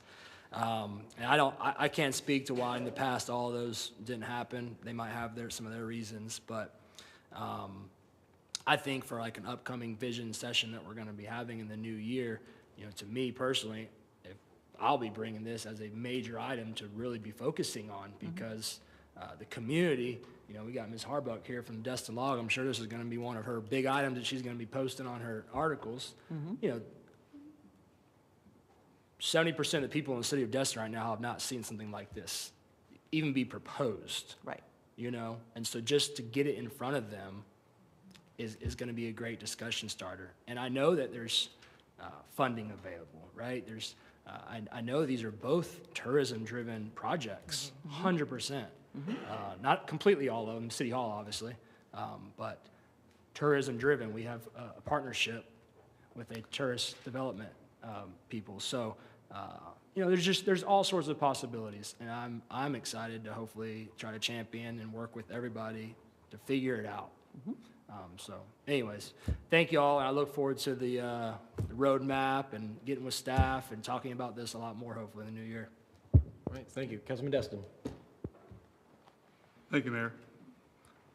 There are portions of this that I think are quite good. There are other portions I think that are something that I could not support. So as we go forward, at some point, the council has to make a decision on which elements we are supporting. That's not for tonight, because we'd be here all night, but we've got that coming ahead of us. You know, as you and I have discussed on numerous occasions, closing one community center and moving it out here is not my idea of spreading out and increasing our recreational opportunities. I would say that we need something out here, but to close that one doesn't make sense. A 300 space garage down in that part of town, I think that's not going to go over so well. I mean, the object of that 300 spaces is to facilitate more development, and I'm not sure that that part of town is that eager to do that. So we've got to examine the recommendations and come up with what we would support. And then, of course, there's always the question of where will the close to $60 million or so come from. Another very important discussion that if we don't have up front, the rest of it's really a waste of time. So we will get to those hopefully after the first of the year. Councilman Bagby. Yeah, I agree with both Mr. Destin and Mr. Schmidt. Thank you. So you've given stuff to chew on, and we'll chew through the process that Kevin mentioned. You know, he didn't mention them by name, but the Sasaki Plan, Vision 2000. I see some people there in the back row who helped write some of those. You do see those. You do see those. So you see the Harbor Boardwalk, that was in those plans. You see the park down on the harbor, that was in those plans. You see buying beachfront property, that was in those plans. There's a lot of elements that, and just like Mr. Destin said, we're going to take this is a plan, we're going to pick and choose, we're going to argue, 100%. We're going to go, well, we can't afford that, or just like you said, you're working with another community and we only have half the money, so something's going to fall apart. And this is a process that we go through about every 8 to 10 years, and we're going to fund some of this. We're going to find the money for some of these things, and we won't find the money for some others, or people will go, why the heck are y'all, spending that money to build a 300-car parking garage when you ought to make the harbor people spend it, or why do you need a new city hall? There's nothing wrong with the current city hall, and people don't go to city halls anymore, no offense. They get on their little phone and they apply for their permit or whatever they do, so it's not like they come in to get engaged here necessarily. But we will have a process, and some of this will come to fruition, hopefully sooner rather than later, and I just want to thank you for giving us some things to talk about, because that's what we'll do at our vision session in February or whenever it is. We'll go, see if we can get consensus, because there's a couple of things up front. I'm an engineer, so I'm doing the sequencing of it. I'm like, okay, well, the first thing you need to do is you need to build this, because you got to tear down that before you can build this other thing. You can't build, and so that's... Yeah, there's a logistics plan that wasn't included in tonight's package on how we get it done, but we can share that too. Okay, cool. Thank you. Book. Yeah, absolutely. So that'll be another book in my trunk to go with the other 20 books that I've got. But well, I mean, having a vision starts to get you there. And unfortunately, it's very rare that a vision gets fully executed just the way it was planned, because there's always a time lag to it. There's changes, there's perspectives, there's different things. But this gives you all kind of a unified way of communicating with one another to find what works best for you all. And we're just sharing thoughts and ideas that really, we think have a lot of merit, that will really help the city, in many, many ways, whether it's how you serve the public with the city hall or how you serve the community day-to-day in the parks programs, and then even the tourists and how they utilize these spaces and how you engage them in creating a lasting memory as they depart and maybe come back when they retire or something like that.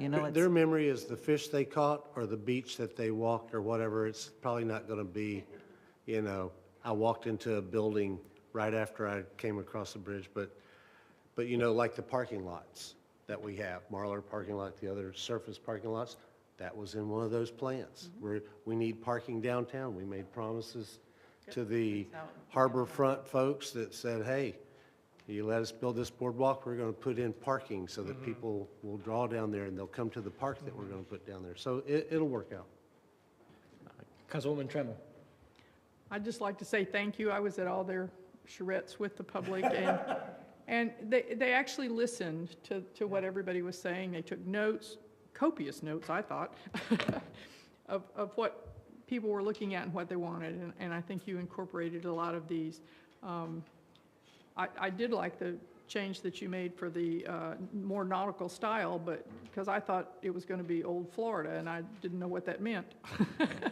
Because Old Florida and Destin was cinder blocks, so I was hoping it wasn't going to be that.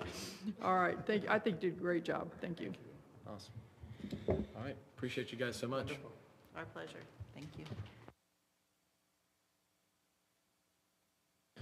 All right. Item 4G is the monthly report from the TDC. And I did have some conversation with Jennifer Adams with the TDC after our last meeting and raised some of the issues and concerns that were voiced. She did tell me that she would come to council in January to make a presentation. However, she did need to get permission from her board to come.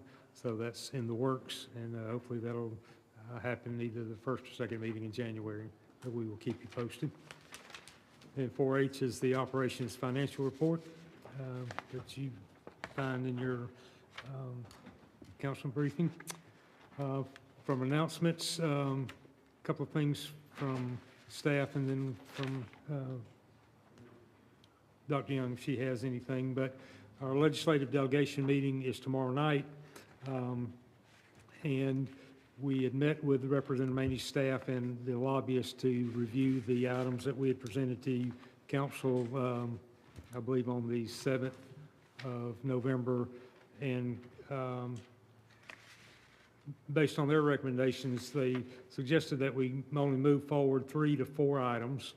So the items that the mayor will be presenting tomorrow night, subject to your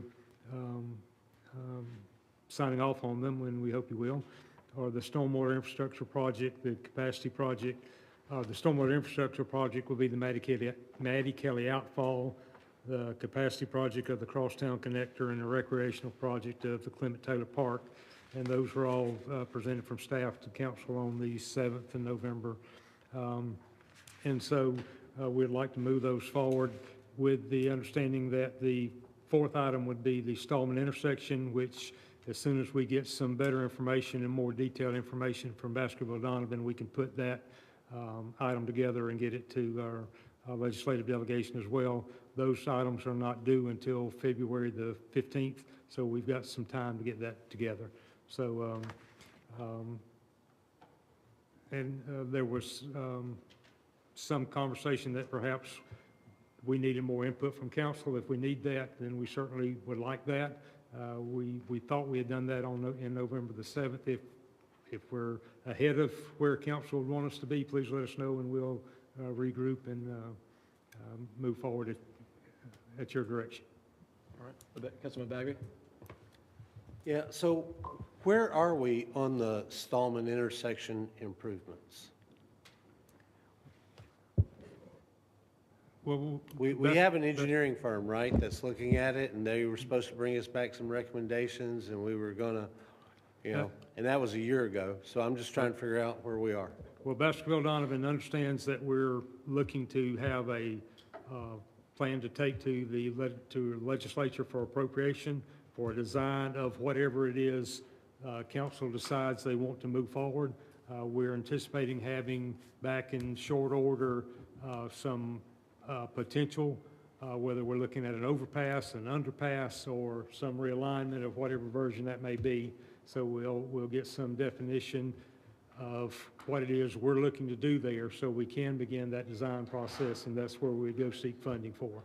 We did get some information back from them as early as late as this afternoon that, you know, we've got to digest it before we get it out to you guys, but they are moving forward with what those potentials may be, and certainly we'll seek your direction before we move it to any request from our legislators. Yeah, and I know we talked about you need to bring back priorities, or you need, you know, before, obviously, the legislative, and we miscommunicated, maybe I wasn't clear, because I think I made that motion. You need to bring them back to the council, because we need to argue, these are our priorities. These aren't the staff's priorities or the mayor's priorities, these are the council's priorities. And so, going forward, you need to bring those legislative delegation priorities back to the council before you take them to the legislative delegation, because I personally, although the outfall is important and we've talked about it for at least 2 years, I still think Stallman is higher than the others. But, you know, now we're at the 11th hour, and it's a little bit too late. I mean, because the way this works, yeah, we can put it in because it has to be in before February 15th, but you know they're filing their bills now, you know, and so February 15th, they won't be filing bills February 15th. And so for the way the process works and to get people excited to go over to Tallahassee, and I know most of you understand, so I want to make a motion that in the future, the legislative priorities come back before the council for approval or discussion and approval at least a month before the legislative delegation meeting. Right. I'll second that. You got a second by Councilwoman Tremmel. The discussion's on the board. Do we want to talk on that, or we want to go forward with the motion? Go first, Councilman Destin. I was on the discussion list simply to try to give an update on Baskerville and Donovan. And we had a meeting last week. We've got some more tomorrow. I was going to give the council a little more concise update. And what we sat down and what we've done with Baskerville and Donovan is in light of the legislator possible sponsor and get some money, we said, what can we do that is affordable and that our legislative delegation would support? And we came up with the overpasses or the underpass, because we can get the pedestrians out of the intersection, which should improve the efficiency by about 25 to 30%. That's something we can do in the short term and actually make a difference. And so they are supposedly coming up with some drawings for us, and I think we have another meeting tomorrow. That's correct, yes. And so we're going to be able to have those all back to the council, I would think, at the first meeting in January, hopefully, or at least the concepts. And so we can go forward, at least go forward with something to the delegation that said, this is what we think we can do that's affordable, that you can help us with, that we can contribute to, that will make a pretty substantial difference in the functioning of that intersection. And then, you know, we've looked at some other innovative ideas. There's actually there's a new AI, supposedly traffic control, that is almost the same as having a human being there. That would improve it another 10 or 15% perhaps. So we are looking at both of those things because, as you know, Mayor, the plan to 6-lane across the island, and I think it's into part of town here. Yeah. If we try to build something there that would just be changed completely by that, well, it's very unlikely we're going to get any funds for that. But we could get funds to try to get the pedestrians out of there and to see if we can't increase the efficiency. And we actually were talking with some of the folks across the road, and that are, you know, that plan to do some more over on the property at Emerald Grand, and they more or less pledged to try to help us to go forward and to figure out some way to get the people across without having to go through that intersection. So you know, we've got some positive steps going, and hopefully we'll be able to report back to you maybe at the first meeting in January, I hope, with some ideas. Yep. And my only little coattail, just because it's relevant on that, I did bring the map from the PD&E study workshop, and I got the digitals. I'll get the Ray for everyone to shoot out. But to your point, yeah, it's going to take a lot of our land, McGuire's land. The thoughts were that potentially the gas station probably won't have enough land left to still be a gas station, so there'll be a lot of moving parts from both the TPO, ECRC got the $12 million Safe Streets for All grant, which I think the overpass for pedestrian safety and capacity are just a home run. So, yeah. Or tunnel, hell, I'm down for a tunnel. Whichever one works best. So no, my only point is there's a lot of great momentum right now with a lot of different funding sources, so I think we can dream big on that corner. So thank you for that. Councilman Braden. Thank you, Mayor.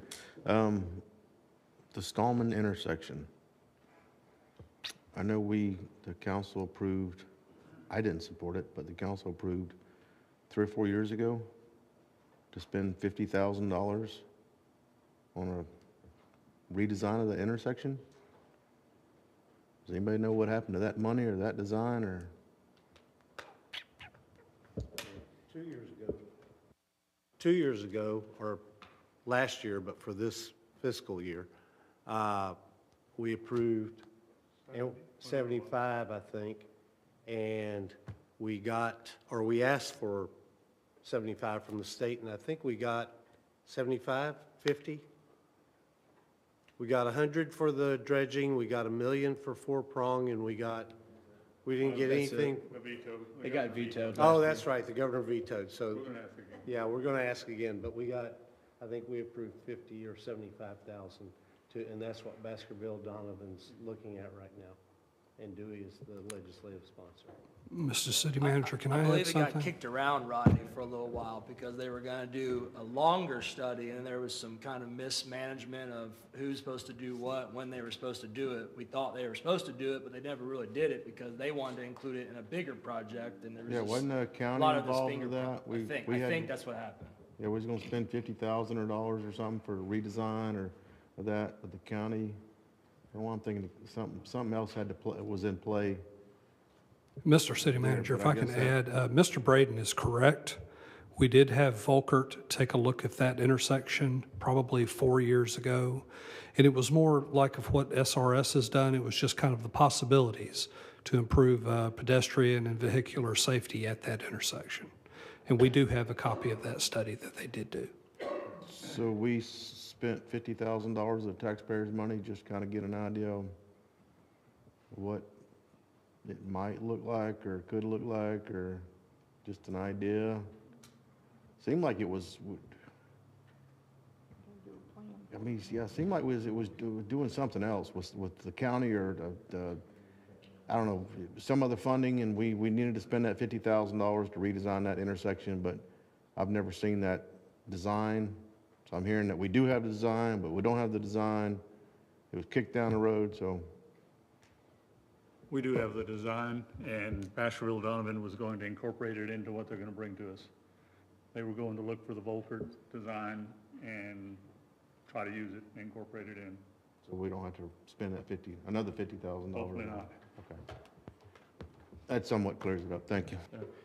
Just for a thought, Larry, I've never seen that. Can we shoot that out, that old study? Volker study? Yeah. Okay, thank you. All right, Councilman Schmidt? Yeah, just on the motion, Mr. Bagby, just so I understand. Oh, I didn't know you were, sorry. The mayor and the city manager, and I guess the consultant we just hired are meeting tomorrow night with somebody to talk.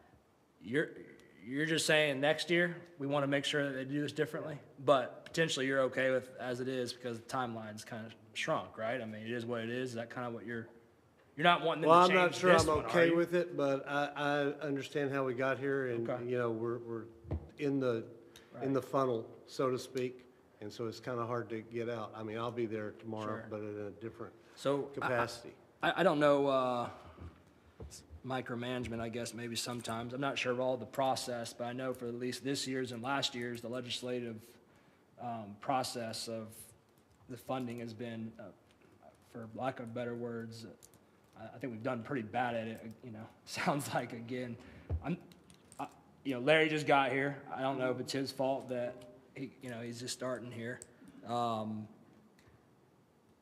You know, we need to do a better job. I don't personally like spending or asking the state to give us more money for 2 projects that we just need more money for because we're just still waiting to do the projects in regards to the Crosstown Connector and the other one that's on the list. You know, I think I would rather look at the projects that are new projects. They're projects that we're trying to get, you know, off the table. But I don't know, maybe we need a legislative sponsor on the council every year to directly work on this project or this particular item. So that way it's you know, 4 months out, we're starting the process. I don't know, but. Yeah, I mean, I'm glad to be the legislative sponsor this Perfect. year and next year, but you know, the legislative session next year will be early, so we need to do this in October, November, because it's an election year, or off year, I'm sorry. And then in 26, it'll be early, because it's an election year. So 25, it'll be late, obviously. That's the one that we're talking about right now.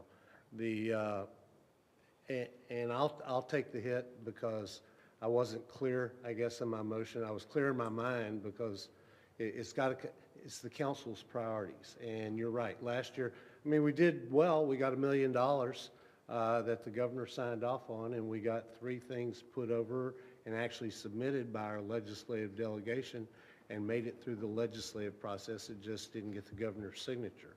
And so hopefully, and we do have to do a better job. You know, typically, and we don't do anything typically around here, but, you know, if we have 4 projects this year and we get 1 or 2 funded or get assistance with funding those, then the other 2, unless we find money elsewhere, kind of get elevated, and then we kind of slide 2 more in because you just go back to the legislative delegation. You go, you remember that water project that we asked you for last year? We're back asking for you, and you got it through for us, and thank you so much. Now let's get it through again, because after the governor sees it 2 or 3 times, he'll usually sign it. Usually. And Councilor Schmidt, I was kind of thinking on the same route and even starting that with the visioning session. And I would love to see our visioning session almost grant focus from the standpoint of we have this one project. What are the possible avenues for alternative funding sources from this project, and really getting a timetable for a lot of these projects that we have going on.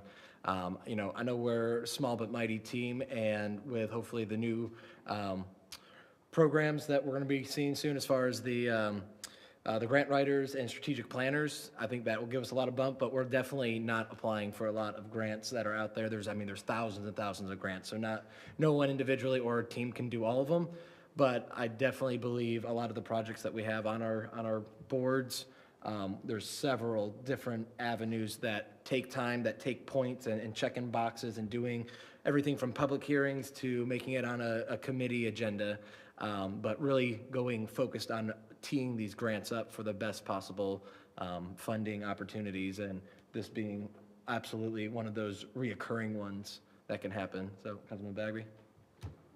Yeah, and I would just, in closing, I would say, I think the hiring of the lobbyists will help us a lot, and I think we still have to read the room, because some years resiliency grants are at the top of the governor's, wish list. Oh man, we're gonna, green is the way to go. And some years transportation projects are at the top of the governor's list, and you'll see all the money go to FDOT, and we ought to listen to what he's saying and say, we need to get some of that money, because that's what he's awarding this year or giving this year. So, and the lobbyists will help with that also, but part of it's on us. So yeah, that's a good point, because one of the governor's biggest strikes last year were municipality, what they would consider local roads, and I'm afraid the Stallman thing, the story got wrapped up as a local road and not a whatever it's coming to be. Assist, yeah, non-assist.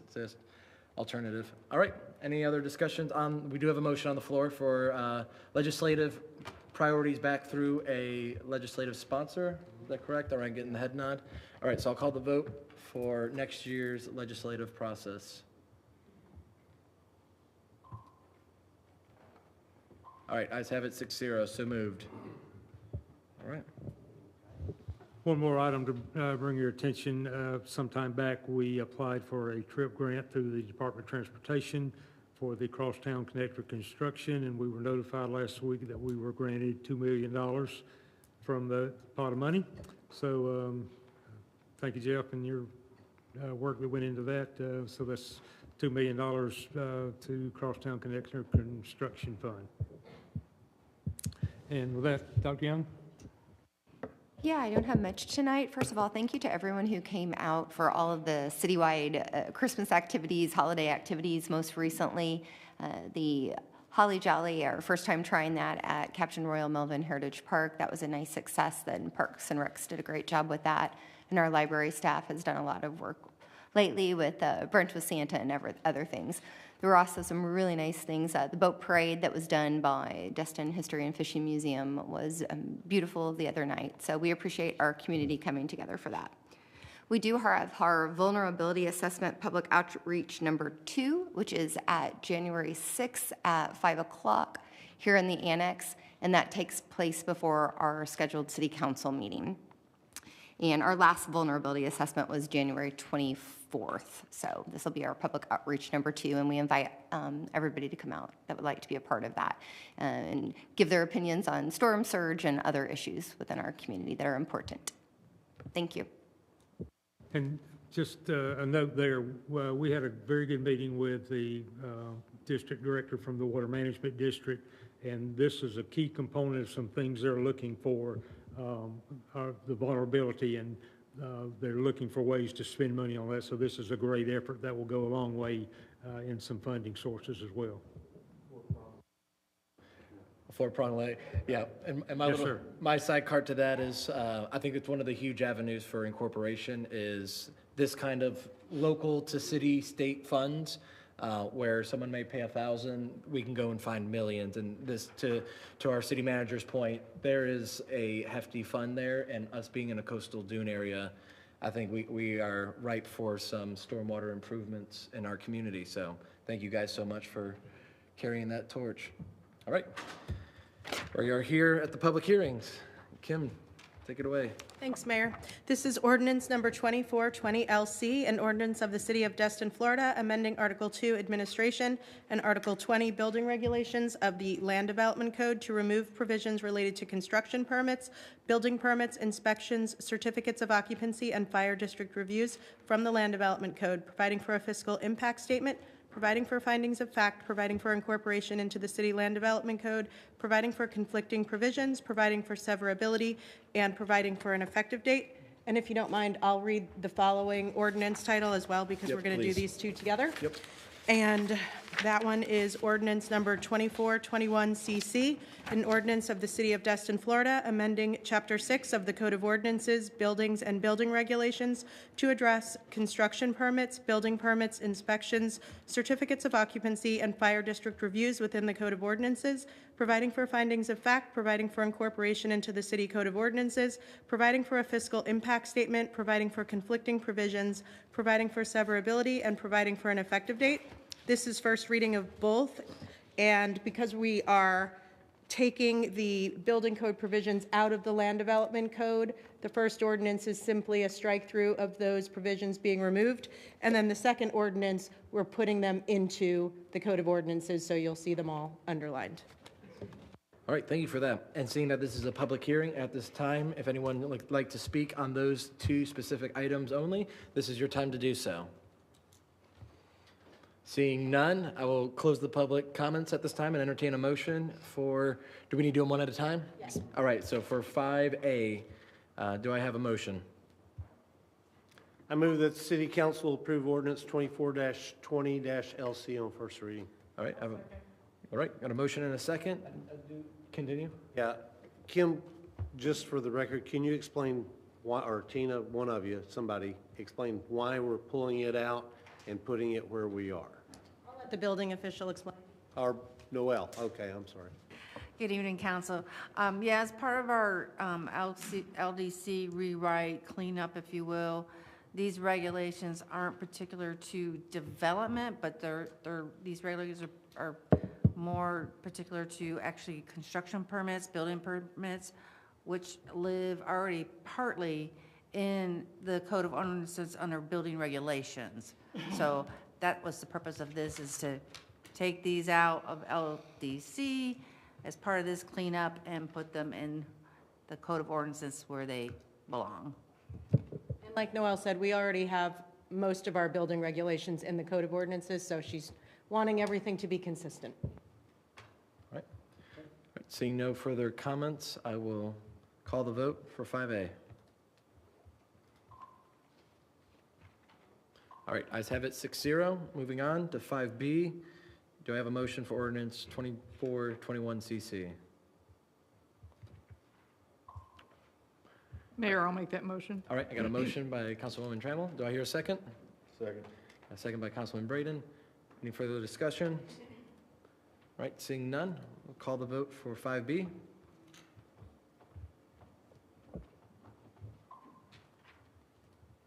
All right, ayes have it, so moved, 6-0. All right, to the main event. Thank you, Mayor.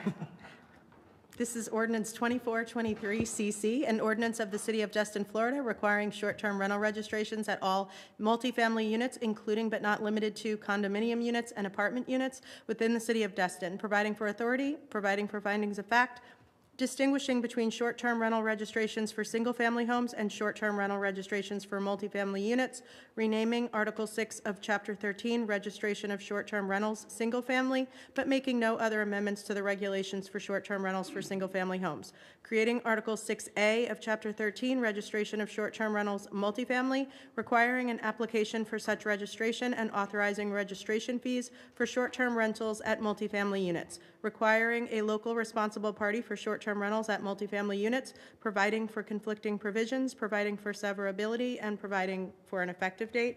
This is first reading. All right, seeing that this is a public hearing, at this point, if anyone would like to speak on this topic, this is your time to do so. All right. Been faking me out all day. All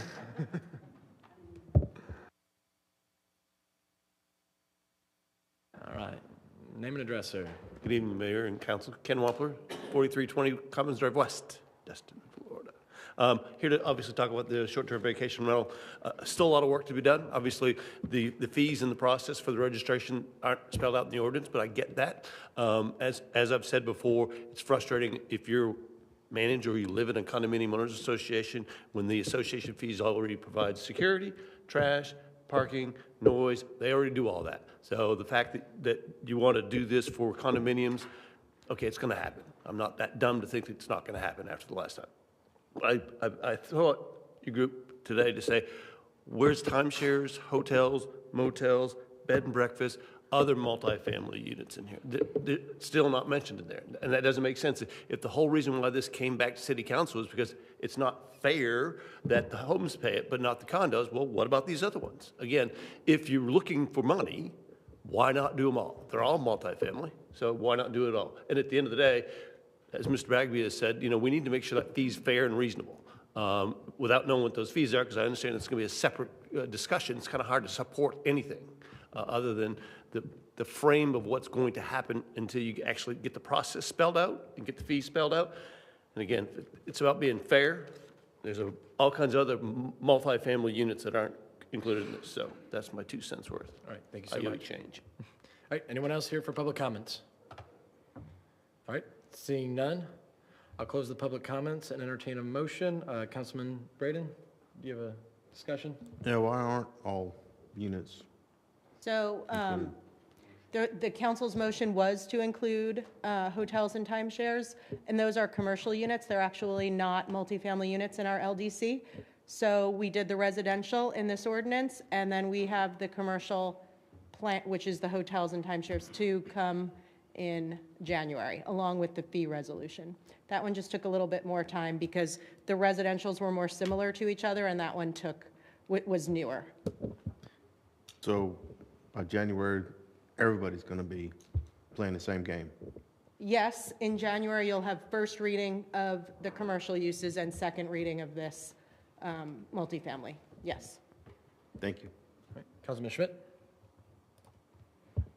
Yeah, kind of same questioning. And with that, I'm personally going to make a motion to table this until January when both ordinances are brought on the same night.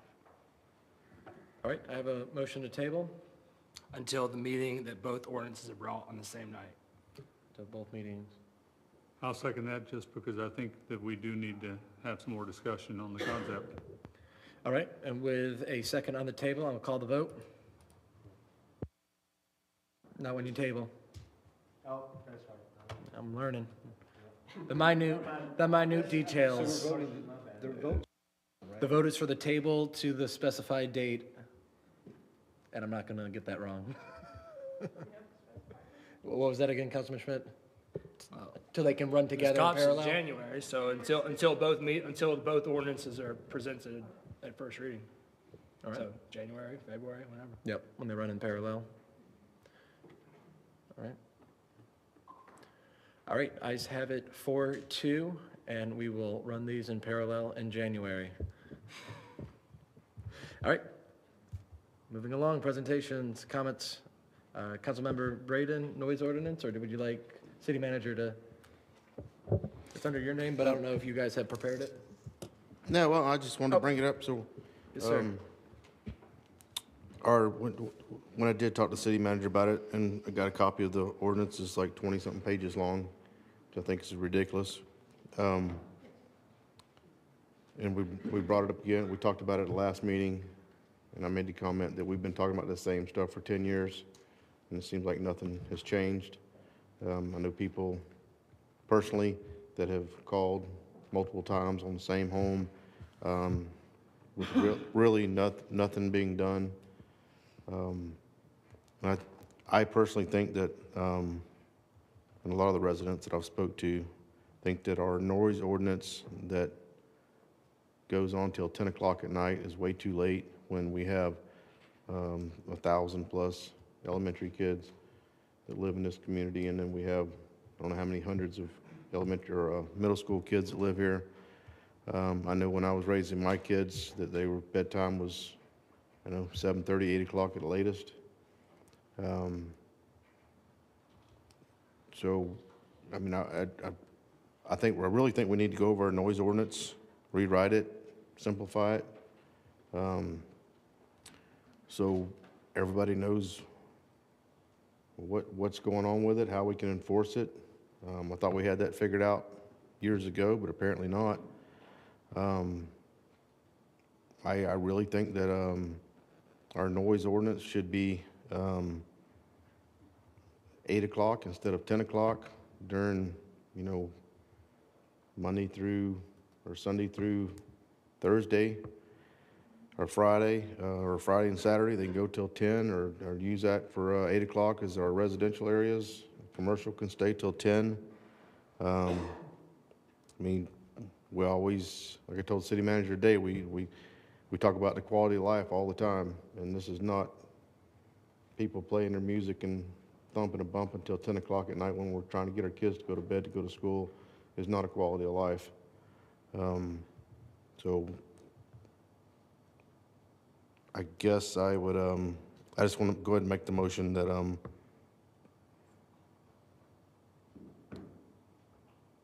our city manager, we look at the noise ordinance.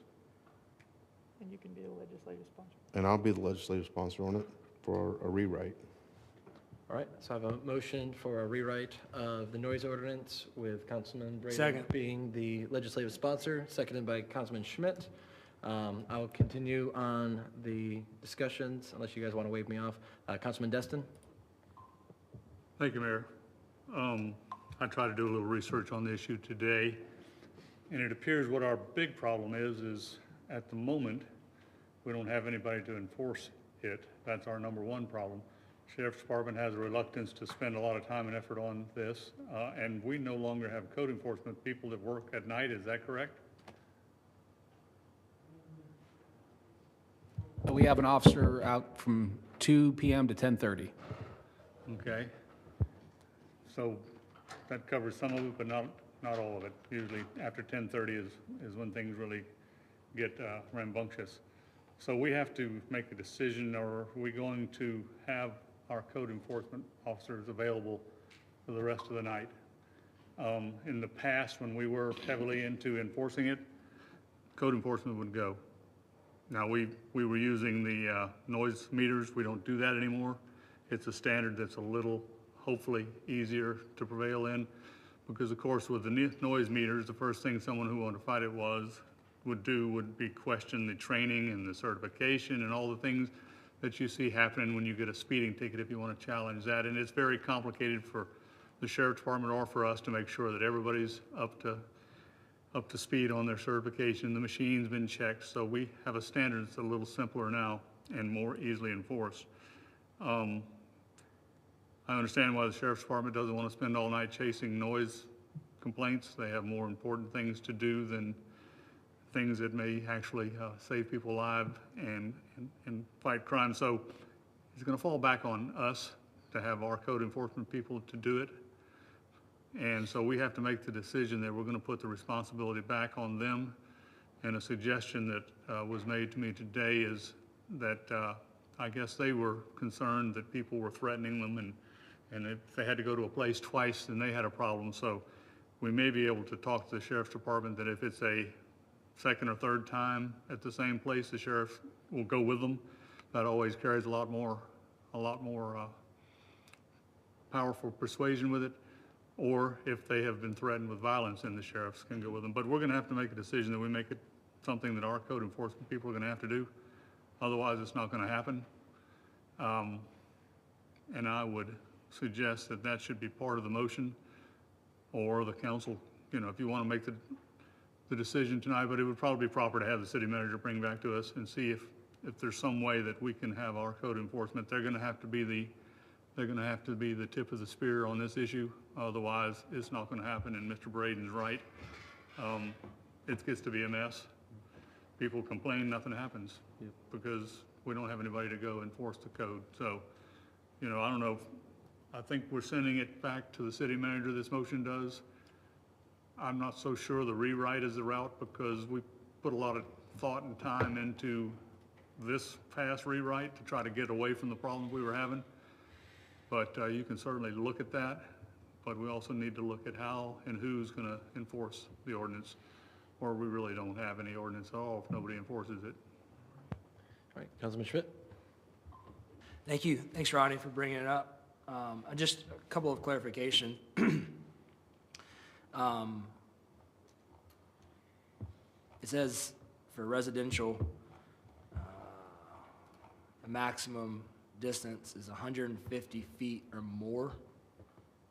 Can Troy, can you, or Tina, or whoever, can y'all tell me, what does that mean? Like, if I'm less than 150 feet, I can't complain?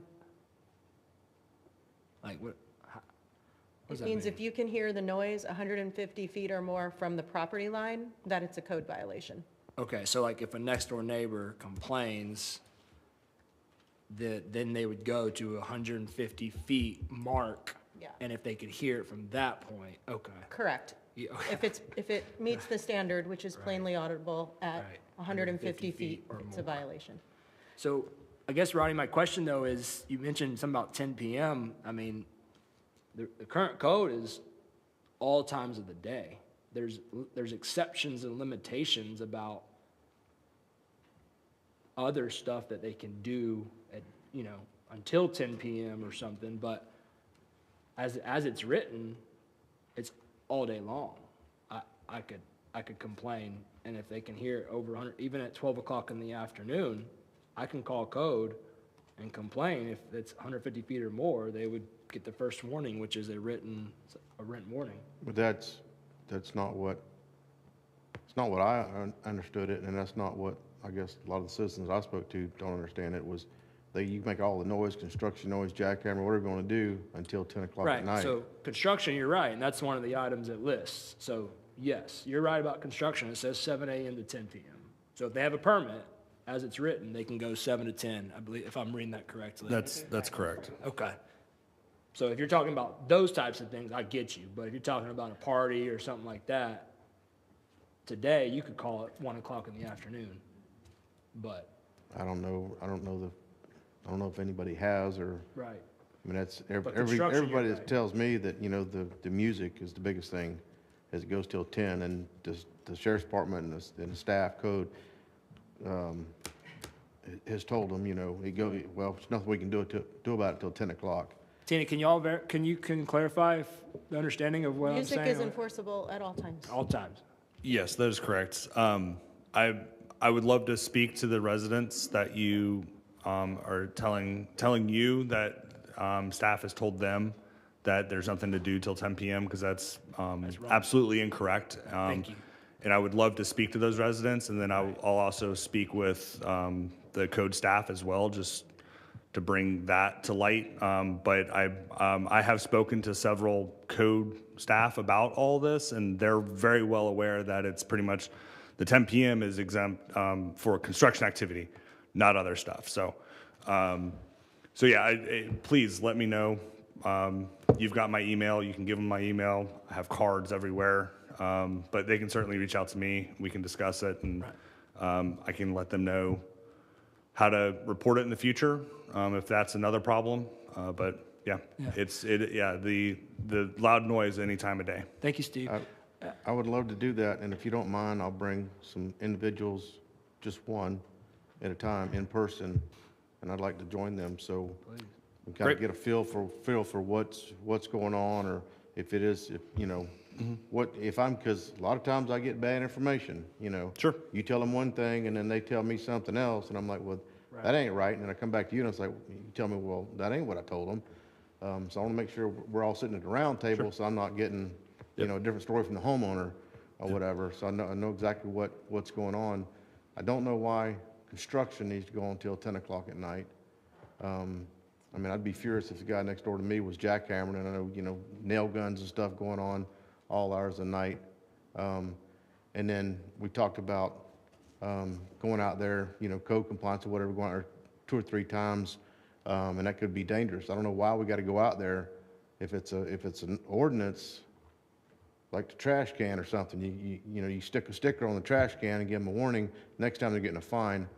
Why can't that be done with the noise ordinance? If they go out there one time, or you send them a letter saying, look, the music's got to be turned off at 8 o'clock or 9 o'clock, whatever we decide, and it's not, then the next thing he does, he gets a fine in the mail, for $100. Next time it's $200, and then $500. I mean, is that not an avenue we can take? It is, and it's written into the noise ordinance, the escalation of fees and everything like that. So, but again, I can't remember if you're on the council as of the last discussion that we had for city council, but we're looking at every single process within code. We're reviewing everything, we're reevaluating everything, and we're finding where we can make things better, do things right. So there's going to be a complete overhaul not a complete overhaul, because there's a lot of things that are being done right, but there's a lot of misconceptions out in the community. But again, that's all just communication, and a lot of that can be fixed by communication. So I'm over at Main City Hall. Just walk up to the front desk, ask for Steve O'Connor. I'd love to sit down and speak with anybody about any issues that they have, because that's the only way we can get forward and get through these things is by talking. So, and when I'm talking about rewriting, that's what I'm talking about. Let's figure out what's going to work and what's not going to work, what we can do. Look at other surrounding areas, counties, whatever.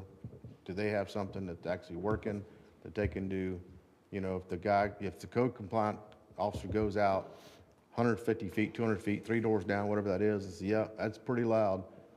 They go, I don't know if he goes down there and tells them the first time or give them a written warning so we have record that they've been, warned. And then the second time, they're starting to get fined, getting in their pocket.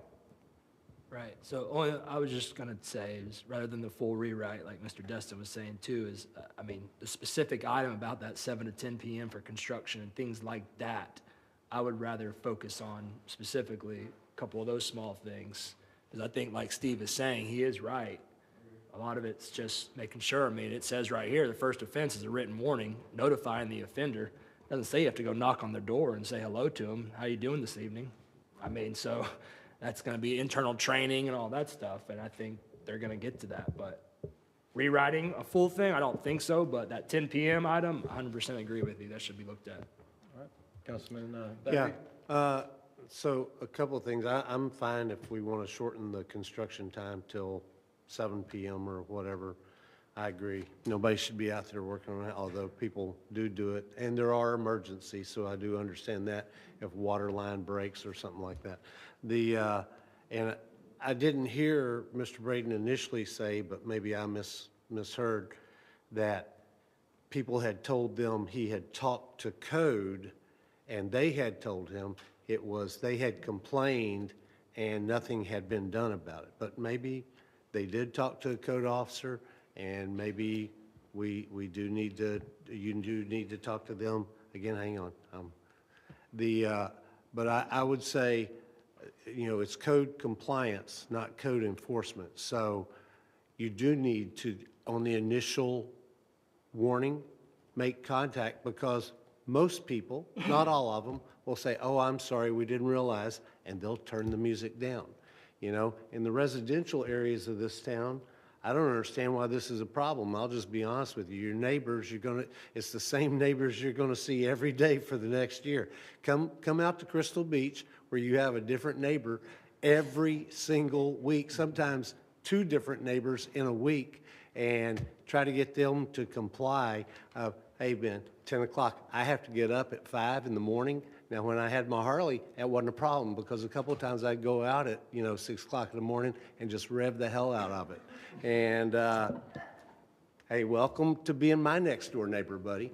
But I do think Mr. Destin's right. It's a compliance issue in that if we can't enforce 10 p.m., there's no way in hell we're going to enforce 8 p.m., especially in Holiday Isle, Crystal Beach, and some of these other places where we have renters that, they finally have learned, most of them who are repeat customers, 10 o'clock, we got to turn the music around the pool down and, use our inside voices out by the pool, because the guy next door will either call security, call code, or rev his motorcycle engine at 6 o'clock in the morning. So I don't think we need a total rewrite, but we can look at, like, the construction allowance. 10 p.m. seems too late to me. All right, Councilman Gao? I have a question. Oh, I'm sorry. I have a question about something Councilman Destin mentioned. He said that he spoke with Okaloosa County Sheriff's Department, and they're not necessarily eager to go respond to these things. So my question is, we have a contract with Okaloosa County Sheriff's Department, right? It's over $1 million annually. In that contract, does it say that they can pick and choose what we utilize them for in that fashion, or does it, I'm just asking a question because I'm trying to understand now, or does it eliminate certain portions of it in that contract? I'm not aware of any language like that. Captain Fulton? No, there's no language in there that we pick and choose. We do enforce y'all's code, but we take a back seat to y'all's code enforcement to do it. We've had a long-standing agreement with the code enforcement. If they feel like they're in danger or concerned about going out, we go with them. If they're not there when, if they're not available when a code violation comes up, we respond to it. But Mr. Destin's correct in what he's saying, where a code enforcement officer may be able to respond immediately if they're on duty at 12 o'clock at night. I can't guarantee you that a deputy's not going to be dealing with a traffic crash in the middle of Highway 98 that's got the whole roadway shut down, or another life danger event that code violation may go on for 30 minutes, 45 minutes, or even longer before we can respond to it, because a code violation is, in the overall scheme of things, a code violation is very low on our priority list of things that we have to do. I mean, we're going to respond to all life safety issues way before we respond to a code enforcement issue. And I understand that, and I completely agree with that. Now there's a nomenclature issue that we're running into. You're referring to them as code compliance, and Sheriff's Department's referring to them as code enforcement. So we just need to come to grips on what that term really is. We have, Okay. that's me misspeaking. I've been calling them code enforcement for so many years prior to them changing to code compliance, that was a Oh, misspoken okay. on my part. Yeah, and I'm not They're trying to code be, compliance, I'm not not code trying to be picky with this. I just want to make sure we understand exactly what we're looking at, the role, the duties of each department, and we can support each other accordingly. Councilwoman Trimmel. I just have a question. When a complainant calls in, do we get back to that person with, if nothing else, telling them, yes, we investigated it, or no, it didn't meet the requirement, or whatever? Because I think a lot of times it comes to council because they didn't get that response instead of something not being done. From the sheriff's office perspective, we make contact with them as long as they request to be contacted. Our dispatchers on that type of call will ask the complainant if they want contact. The vast majority of the time, they say that they do not. And if they say they don't want contact, we don't get back with them. But if they say they do, we will get back with them at the conclusion of the call. A lot of times, that's a telephone call back to them, but we Yeah. will make contact with them. Yeah. So Steve, I guess I would ask you, as far as code compliance, do we follow up with that?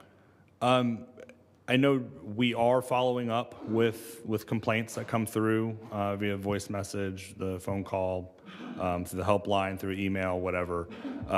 There's also a case, anything that is called in, a case is created and notes are added to that as well, so that can be looked up. But again, this is another one of those things that in some instances, certain circumstances, individuals that complained weren't contacted in the past, some were. Inconsistencies, but again, it's these processes that we're working through to just kind of train everyone to the same standard and get that consistency. So, and one of those things that Troy and I are working on is that consistency of reaching back out to the complainant to confirm that yes, we got your complaint, we heard it, and this is what we know at the moment. Okay, thank you. I just. All right, Councilman Bagby. Yeah, I just want to revisit the code compliance issue. So we directed you to keep the nighttime people, but then we turned around, I believe, and gave you a waiver because you were shorthanded. We increased the funding for if they work the odd hours, that you could increase the funding, their salary by up to $1 an hour.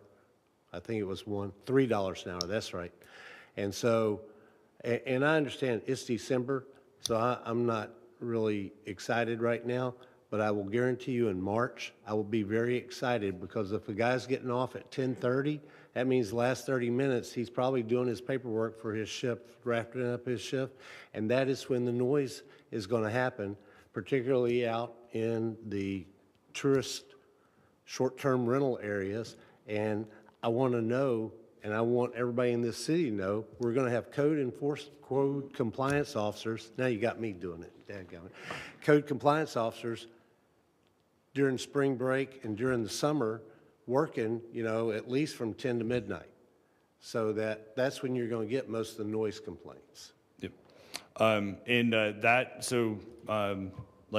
Like I alluded to earlier, I came up and was going to do a presentation. It was cut very short because you all graciously gave us the 3 priorities very rapidly. But part of that presentation was also going to talk about hours, talk about the change of seasons here, when more should be on, more should be off, that sort of thing. So that's something that we're going to be bringing back to you all for that guidance at a later date soon.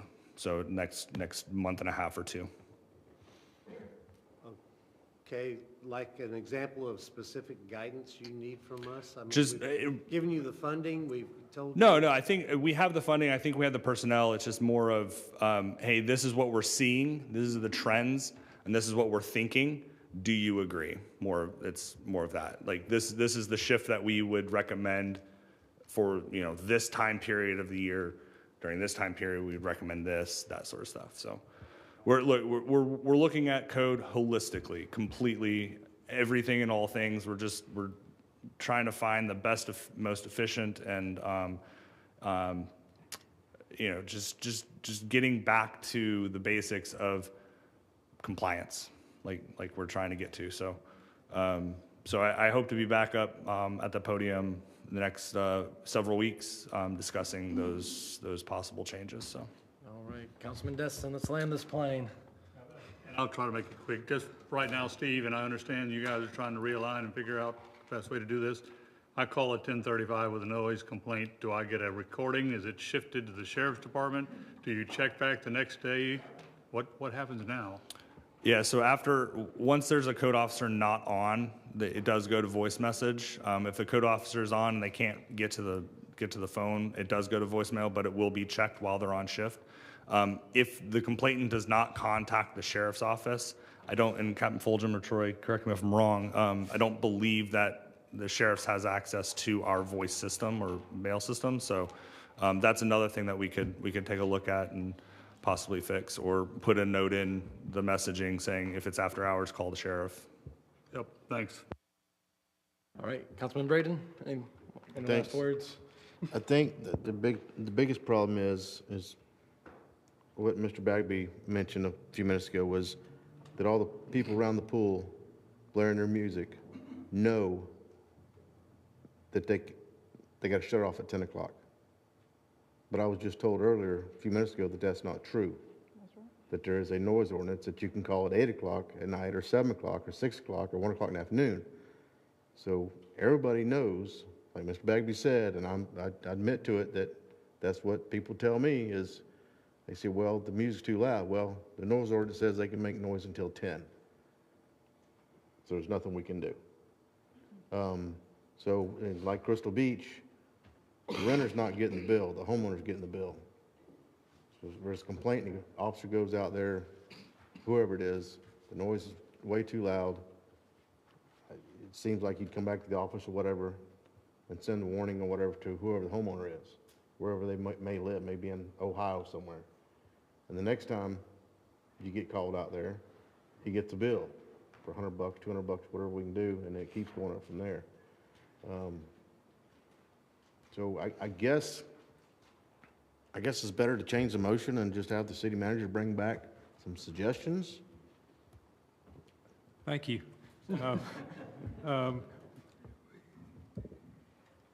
I would ask that, Mr. Braden, that you come sit down with us and let's make sure we're all understanding what the issues we're trying to deal with are. And I've heard a lot going on here tonight. We just want to make sure that we bring back what we're looking for the council to take action on, and to make sure we're addressing the concerns that you have. And I think I understand what they are, but we'd certainly like some clarity to make sure that as we move forward, we do it in the right direction, that we don't come back and think, well, no, that's not quite what we had in mind. But if, we'll set up a time when you come by and we'll sit down and we'll go over it and make sure we're all understanding what's in the ordinance today, how it's applicable, how it's being measured, what a violation looks like, and how we're handling a violation. And perhaps we can ask Captain Fulgham to join us in those meetings so that we can all make sure we're moving forward together, if that would be acceptable. Sounds good to me. I'll withdraw the motion. All right. All right. Withdrawal, you still want to be legislative sponsor, which we don't need a motion for. That is for this correct. Discussion. Yep. Sure. Okay. That is correct. All right. All right. That's all I have, Mayor. Thank you. Good deal. No, I'm sorry. Yep, keep going. January 6th meeting, I will not be here. I'll be out of town. All right, Councilwoman Trammell? First on the agenda tonight, I'd like to thank everybody who's reached out to me for the last 10 or 11 days. I felt all your hugs and your love, and I really appreciate it. And the other thing I'd like to say is I wish everyone a Merry Christmas and a Happy New Year. All right, thank you. Councilman Destin. And to further brevity, I will just make my comment, Merry Christmas, and we'll see you after the first of the year, hopefully. That's a wise man. Councilman Bagley. Thanks, staff, for the great Christmas parade. Y'all did a marvelous job. I had a wonderful time, and good job on more candy. Okay, Merry Christmas to everybody, Happy New Year. I wish you and your families the best and safest and happiest holidays you've ever had. There's one item underneath my name on the agenda, and I saw Jamie, there's Miss Jamie. So we've hired Lewis as the Community Development Director. We have an interim city manager, so we're at a decision point on hiring, elevating our interim city manager to our full-time, or doing an RFQ and going out and trying to find another city manager. And so I am personally very happy with the job that Mr. Jones has done. And I'm not aware of any of the staff or the citizens or anybody else that no one has conveyed to me anything negative about his performance or about him. And so, Jamie, I'd just like for you to remind us what the total compensation package was for Lewis when he was the city manager. Would you like the breakdown? Well, I'm a top-line guy, but you can give the breakdown too, because you've been sitting there for a while, so go ahead. The total compensation, and that's to include base salary and all of the benefits, is $273,375.66. And that includes, like I said, the base salary of $205,000, vehicle allowance of $6,000, retirement is $32,000, and then medical to include medical, dental, vision, long-term, short-term disability is $29,000.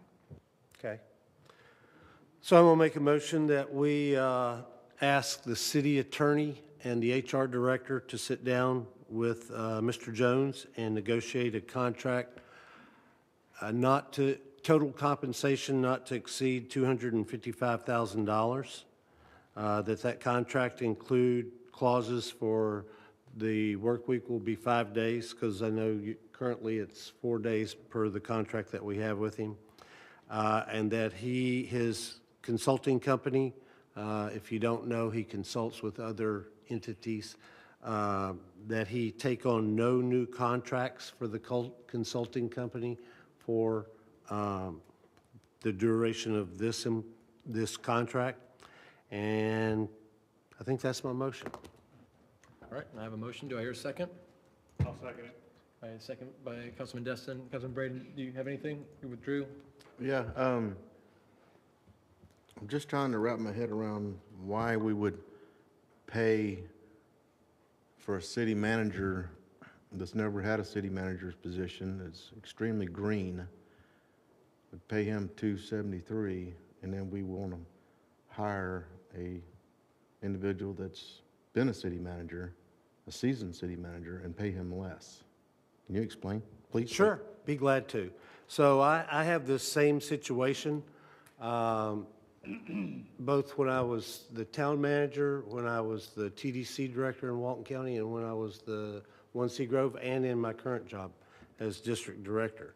I provide my own health care benefits. And I don't need any benefits from any entity that I have worked for or been paid by. And the rule of thumb, when you're doing a contract, remember, he won't be an employee, he'll be a contractual employee. He won't be a regular employee. The rule of thumb that I've always used is I take the health care benefits and cut them in half. And that's the savings. That way he can structure the contract with Kim and Jamie and bring it back to us however he wants to do it. If he wants $255,000 in salary, that's between him and the IRS. If he wants $150,000 in salary, some of it in a certain retirement fund, some of it in deferred income, or in however he wants to do that for his consulting company, that is up to him. So there is a benefit to him to do it this way.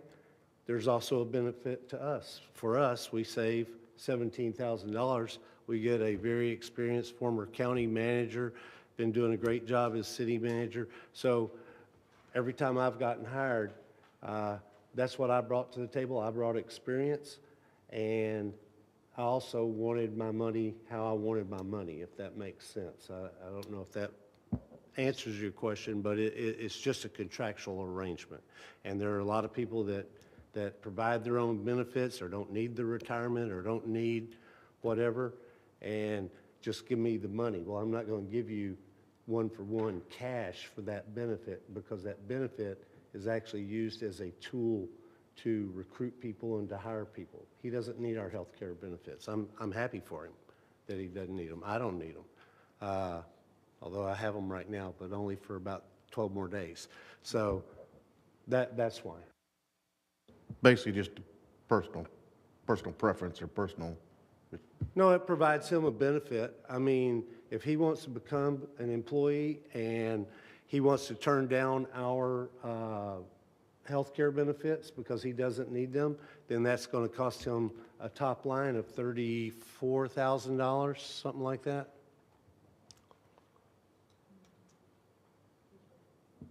So his total compensation would be $239,000 because he doesn't need our health care benefits. So we're going to give him a little bit of that back to either pay his deductible on his current health care plan or however he wants to design that. So that flexibility has a value to it.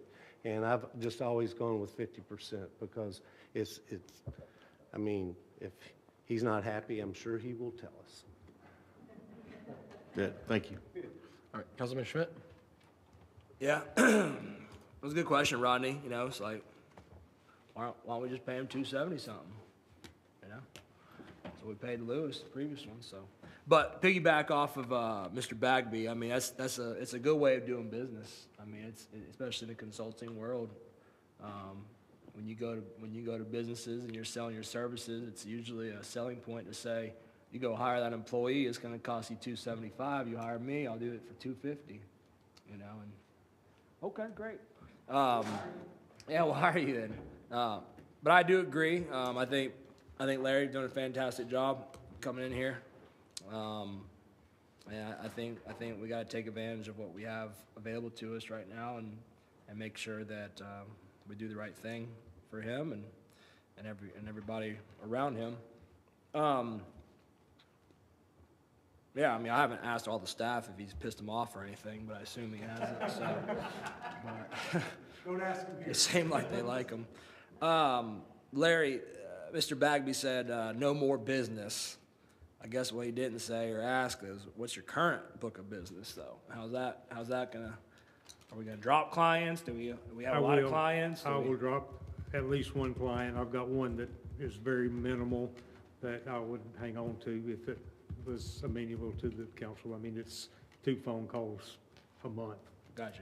You know, Okay. no meetings or anything. Right. Okay. Well, good. Yeah. I mean, whenever we had our first, most recent city manager, or 2 city managers ago, no longer work for us. You know, I was one of maybe others as well that, you know, that budget, we were looking to spend a lot of money because we needed to find a city manager and pay them the correct amount of money to run the city of Destin. So, but yeah, I'll support it, and thank you for working with us, and hopefully y'all's negotiations go well. She's a tough one, though, so be careful. Councilman Gile? Thank you, sir. I've got kind of a question that's confusing me. He is a consultant, but we're trying to limit his income and limit his line of business. So I'm a professional engineer. I'm actually licensed. I have a consulting division in my engineering firm.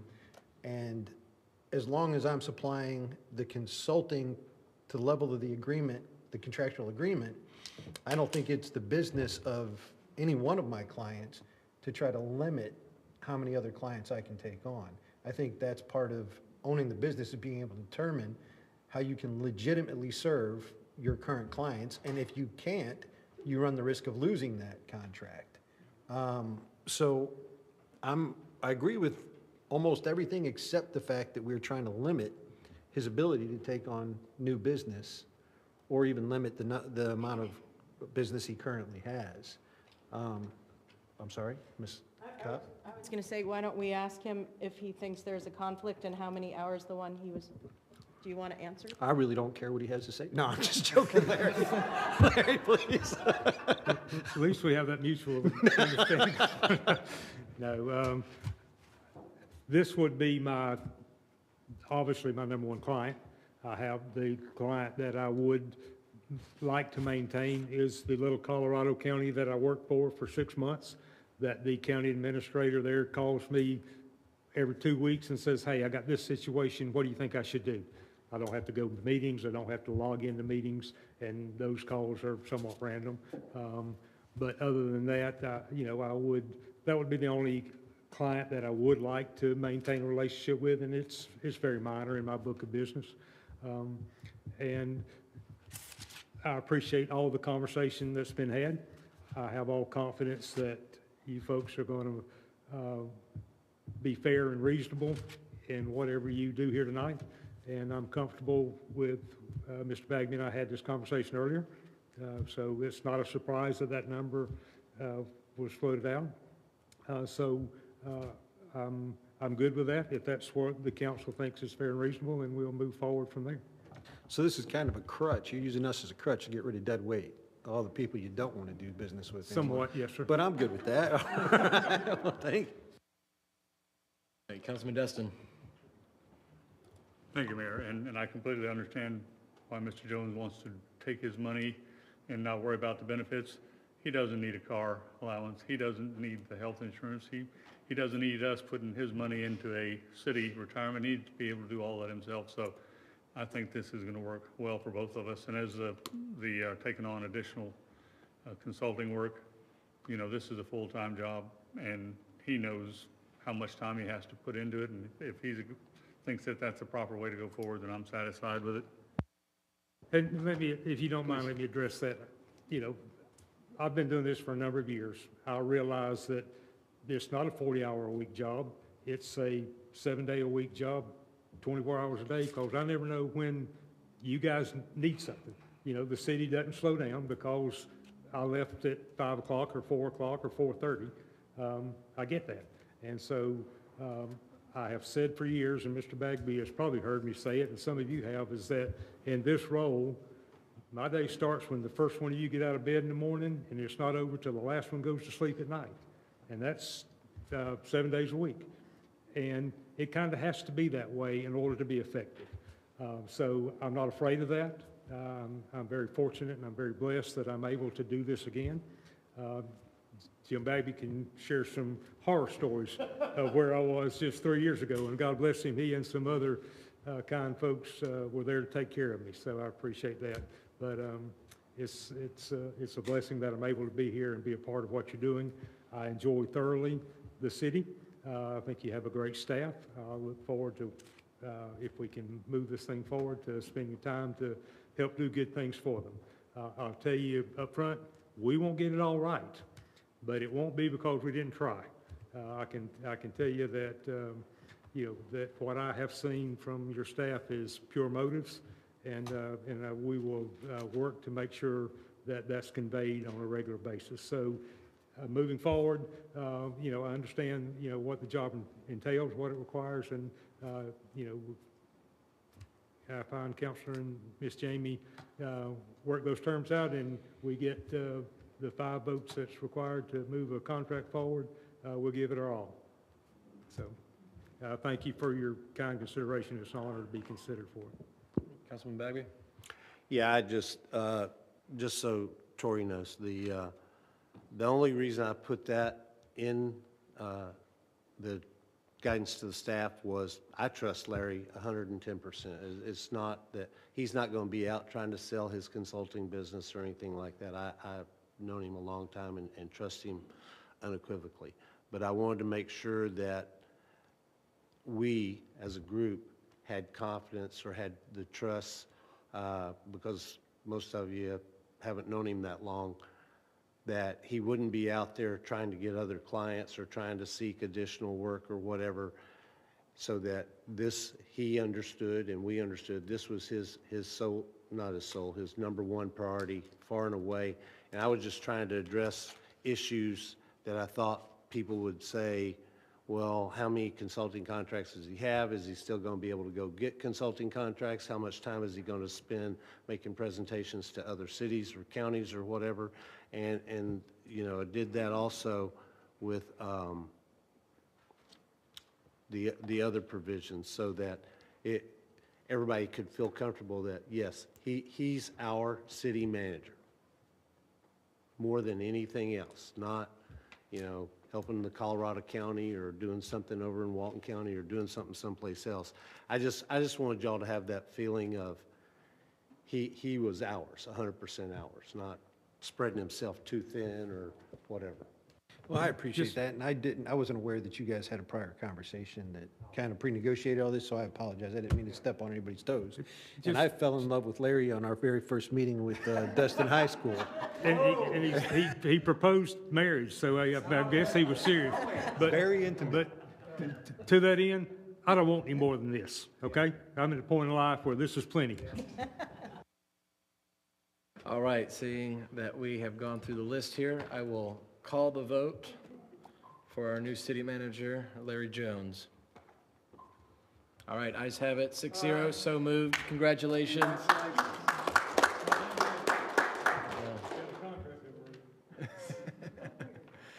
Knowing Larry, the contract's going to be signed by, or negotiated by the end of this meeting. All right, Councilman Bagby, you're done? Councilman Gal? Who had the 10 o'clock pool, because we're about to hit it. No. I do have a couple We got an hour things. before that. So last year, John Hodges approached me with the Buccaneer about the dredging in the harbor. Ryan Scott's been kind of spearheading that until he left us. So I'm just curious who's taking over trying to procure or organize or manage this project so that we can make sure coming into the new tourist season that John Hodges with that Buccaneer isn't fighting the same tragedies he's been fighting for the past 2 years. I've been working on that, so has Joe Bodie. Okay. So is there any progress from the last report Ryan gave us? Well, we tonight just selected a contractor. We'll talk, okay, all right. Next, I wanted to talk a little bit about something that, since I was a legislative sponsor over that short-term rental thing, I want the council to realize, I have been active in investigation. I've contacted several of our adjoining cities, and I had a very, very detailed and in-depth conversation with Captain of Fire Inspection for Panama City Beach, Sean Legleiter. He informed me specifically that them, along with Bay County, Tampa, and several other cities, they've already enacted the registration fee, the short-term registration fee, and they've even gone a step farther with once they've registered the short-term rentals with DBPR, and invokes Florida Administration Code 698-43-018, which is a maximum occupancy law. And they have worked very closely with their building officials to enforce that maximum occupancy level, which is something that I think that I would like to our building official, Noel Bell, if possible, to entertain with potentially our fire inspector. And if at all possible, and I know this is a big ask, Crystal, because you're extremely busy, but maybe us look at what that potentially costs us as the city, so that when we're looking at these registration fees and we're understanding what some people may think are too much or too little, what it actually costs us to follow along with some of our adjoining cities. One thing that they specified that they're trying to do across the state of Florida is one standard, so that no matter who you are, Vacasa or any of these big industries, there's not a series of different ordinances or codes that they have to follow from city to city. And if it's at a level that's potentially most beneficial for the local city or municipality, then it works all the way across the board. But with your guys' permission, if you don't mind, I would like to kind of delve into that a little bit before the January meeting, so we kind of have an understanding, so that this council's more informed on what it could potentially cost us and what we could potentially get back for the city in that process. Other than that, I'm actually done. All right, Ms. Bell? I just want to ask a follow-up question on that, Councilman Torrey, are you looking, I think Panama City, do they do a annual type inspection? Is that what you're talking about? Yeah, it's an annual random. So, and I can get you in contact with Sean, because he explained it in very great detail, and the tremendous amount of benefits the city's procured from this, and how much he's gotten feedback from the citizens, how happier the local citizens are that live close to these residents, whether they're commercial property, multifamily, or single family. But, and I would love to put you in contact with him so he could explain it in more detail. But it is just an annual inspection, but it's more of a random, so that during that inspection, they can verify enforcement. I got you. Yeah, I'd like to talk to him. I mean, it might have been the same guy I talked to before when we were dealing with the short-term rentals and about, you know, when new single-family homes are proposed as a short-term rental being built, you know, about sprinklers and stuff. I talked to somebody over there in Panama City Beach. Because right now, if it's going to be a 3-story home that's going to be a short-term rental, I require sprinklers. And then, other than that, when a home goes through a change of use to become a short-term rental, we do an inspection prior, as part of that change of use approval. So those are, at least, just for your information, that we do now as far as inspections. Right. And one thing that we're trying to head off, though, are the ones that are just sending plans over saying that their intent is not short-term rental. Then they sell the home and the new owner decides to convert to short-term rental. And it's not been captured. The city hasn't captured those funds appropriately. And it's not our fault. It's because we're misinformed, or that we don't know the original intent. But during those annual inspections, it helps us get a better idea of what the actual use of that building was versus the original DO. I agree, and to make sure that if they did any illegal renovations, that it's not, you know, material code violations. Yeah, living room just turned into a 10-bedroom room. Gotcha. Thank you, ma'am. Councilman Braden? Thanks. I thought at Panama City or Panama City Beach, they did their rentals quarterly, so they can go in every time they register to do an inspection. Could be wrong about that. And another question is that if a 3-story home is being built in an area that allows short-term rentals, why is it not required to have sprinklers? Whether it's permitted to be a residential home or not. It's not currently a requirement of the building code, so, but under Florida statutory law, if it's a vacation rental, even a dwelling that is 3 stories or more, it should be sprinkled, It has to be sprinkled? according to statutory law, yes. So if I buy a piece of property in Crystal Beach and I come in with some plans to build a 3-story home on it, and that's going to be my personal home, I don't have to sprinkle it? Correct, Why not? because the Florida building code says you don't have to, it's a single-family dwelling. So I build it, close on it, give them a CO, and then turn it into a short-term rental? And then you go through a change of use process. But typically, I mean, that's something that's, we can have certainly change and make an ordinance about, is if you didn't originally have sprinklers and it's 3 stories and you do a change of use, well, now you're gonna have to sprinkle it. That's something that we can certainly entertain into a ordinance if the council chooses. Yeah, because that's, I mean, it'd be a lot cheaper, I would think, to go through the change of use than it would be to sprinkle it. Just seems like if it's in a short-term rental area, no matter what they're gonna do with it or say they're gonna do with it, it's sprinkled. But just my personal opinion. Thank you. All right, good point. All right, Councilman Schmidt, anything? Oh, yeah, definitely, Mr. Mayor. Real quick, I was preparing for my fantastic first meeting tomorrow for the TDC, Mr. Bagby.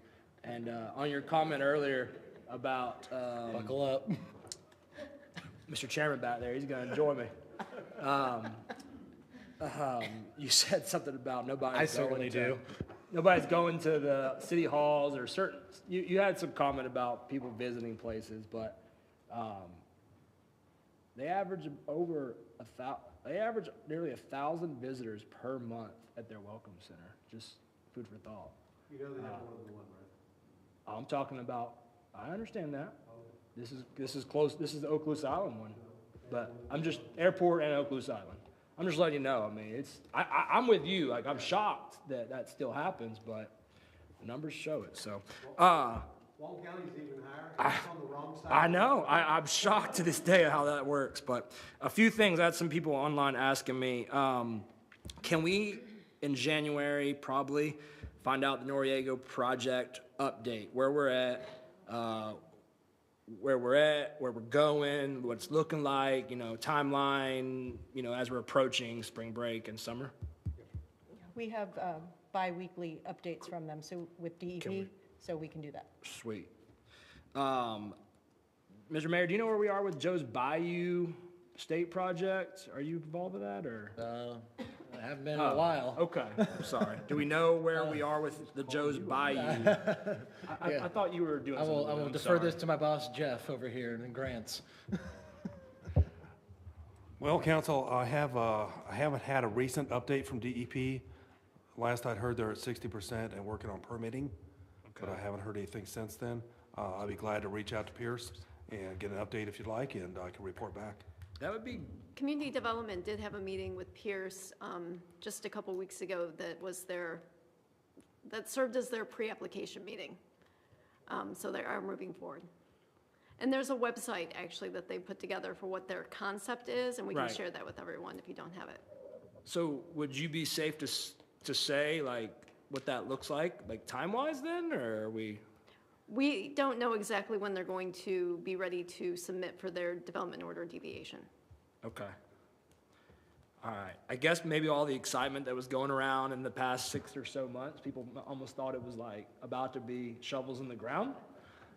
But maybe there was just some confusion with the beautiful renderings and all that. So, yeah, maybe just Jeff or whenever y'all talk, maybe just kind of get a more updated of what the future looks like.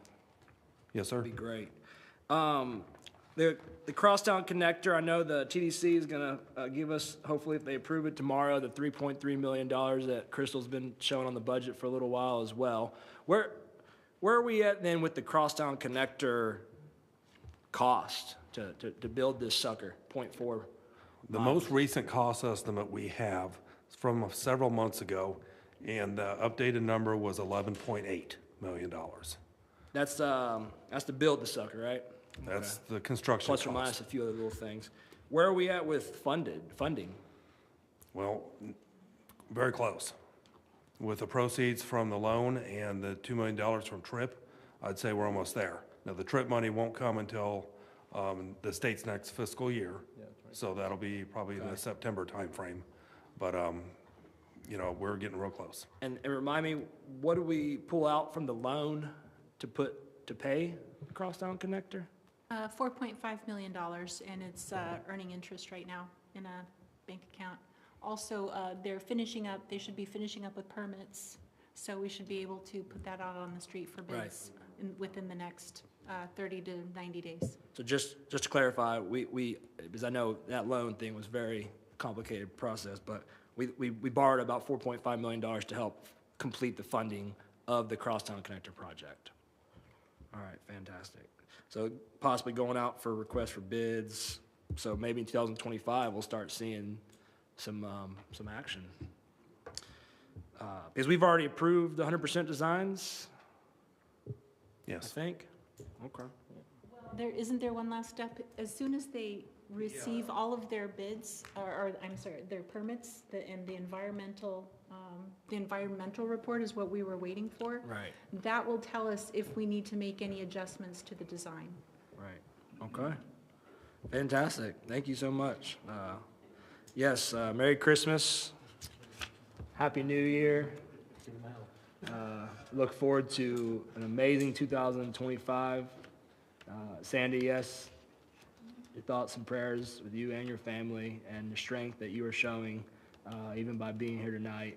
I know that your husband, this is where he probably would want you, which is, imagine why, what? Oh, probably not, okay. Well, not at 9 o'clock, but thank you, though, for what you're doing, so appreciate it.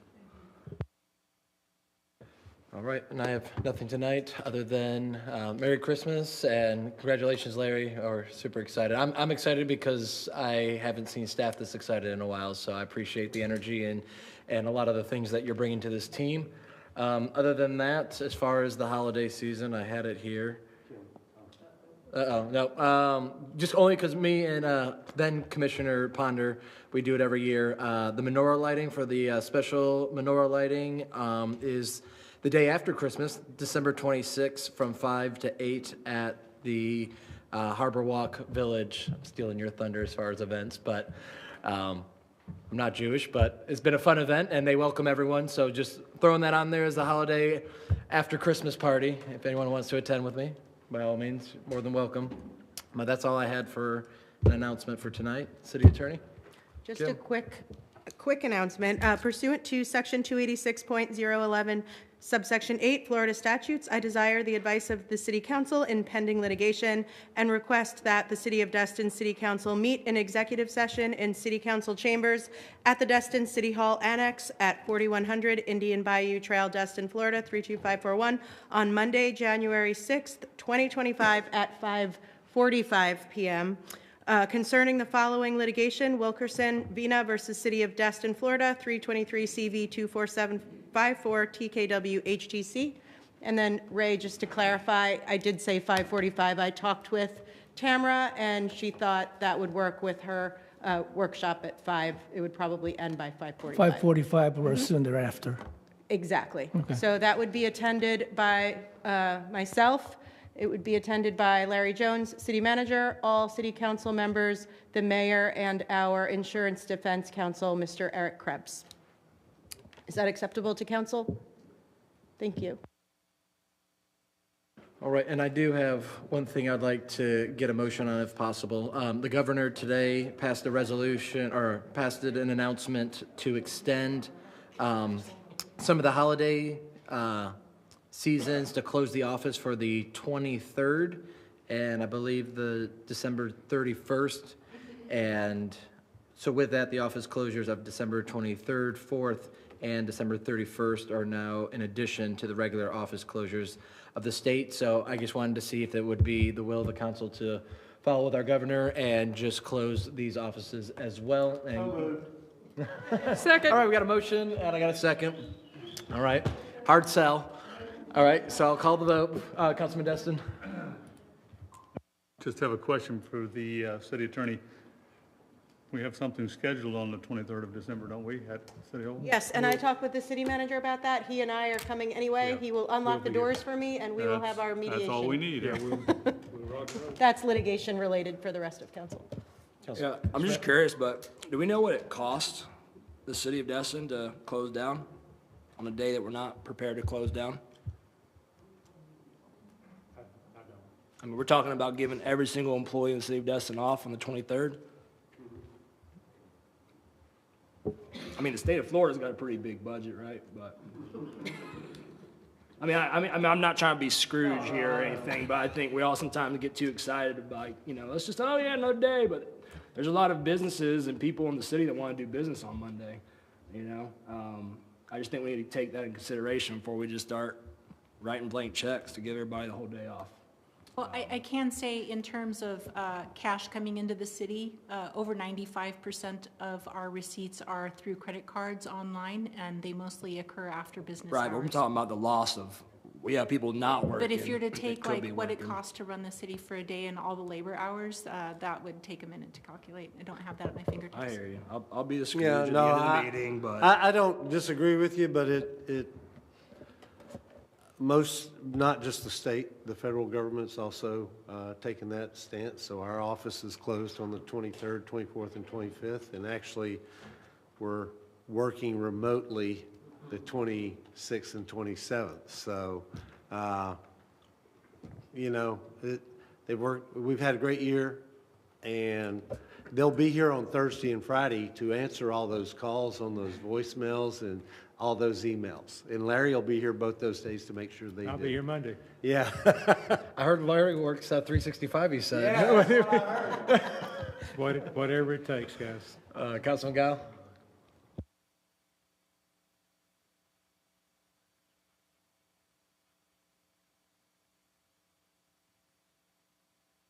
No, all I was going to ask, I'm not going to make fun of Kevin Schmidt. All I was going to ask is that we could please put that on Facebook and on the website so that people are trying to pull permits, they can plan ahead accordingly. All right, with that, I have no one Mayor? to speak. Yes, sir, Ray? Just clarification, are we talking about both December 23rd and 31st? Yes. Yes. 23rd, 24th, and 31st. 25th and the 1st are already holidays in our state. Yep. Good.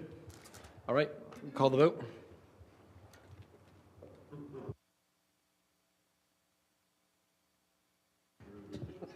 Come on, vote no. Oh, forever cemented into the public record. I think that motion was actually made by Mr. Schmidt. Yeah. All right, ayes have it, so moved, 6-0. With that, City Attorney, anything else? You're Merry good? Christmas, Happy New Year, Happy Holidays. All right, thank you with that. All right, public comments. Anyone here wish to speak?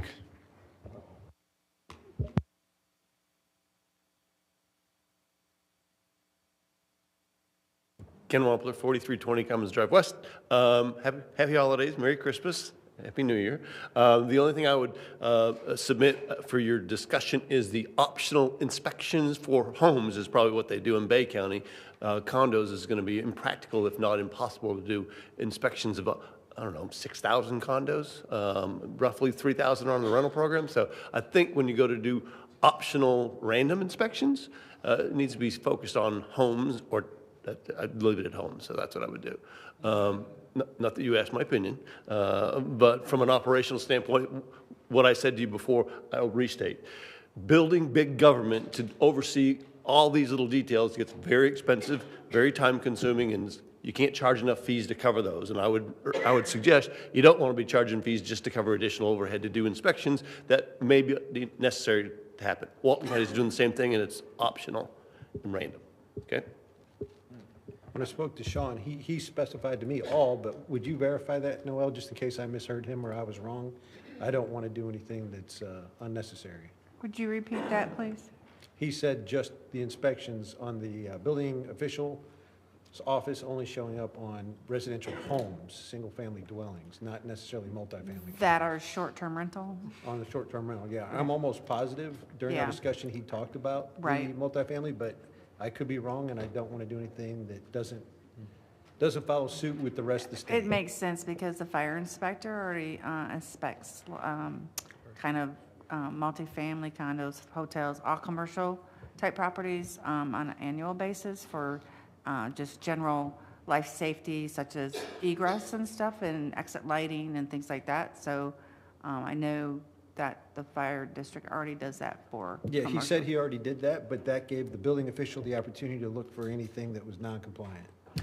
So that's what Right. they were. I'm saying they only do commercial. They don't do any residential. Our fire district doesn't do. Oh, okay. The homes. All right. So, but. No, I was just going to point that they get an annual fire inspection already, so we don't need to. All right, with that, I will close the final meeting in 2024.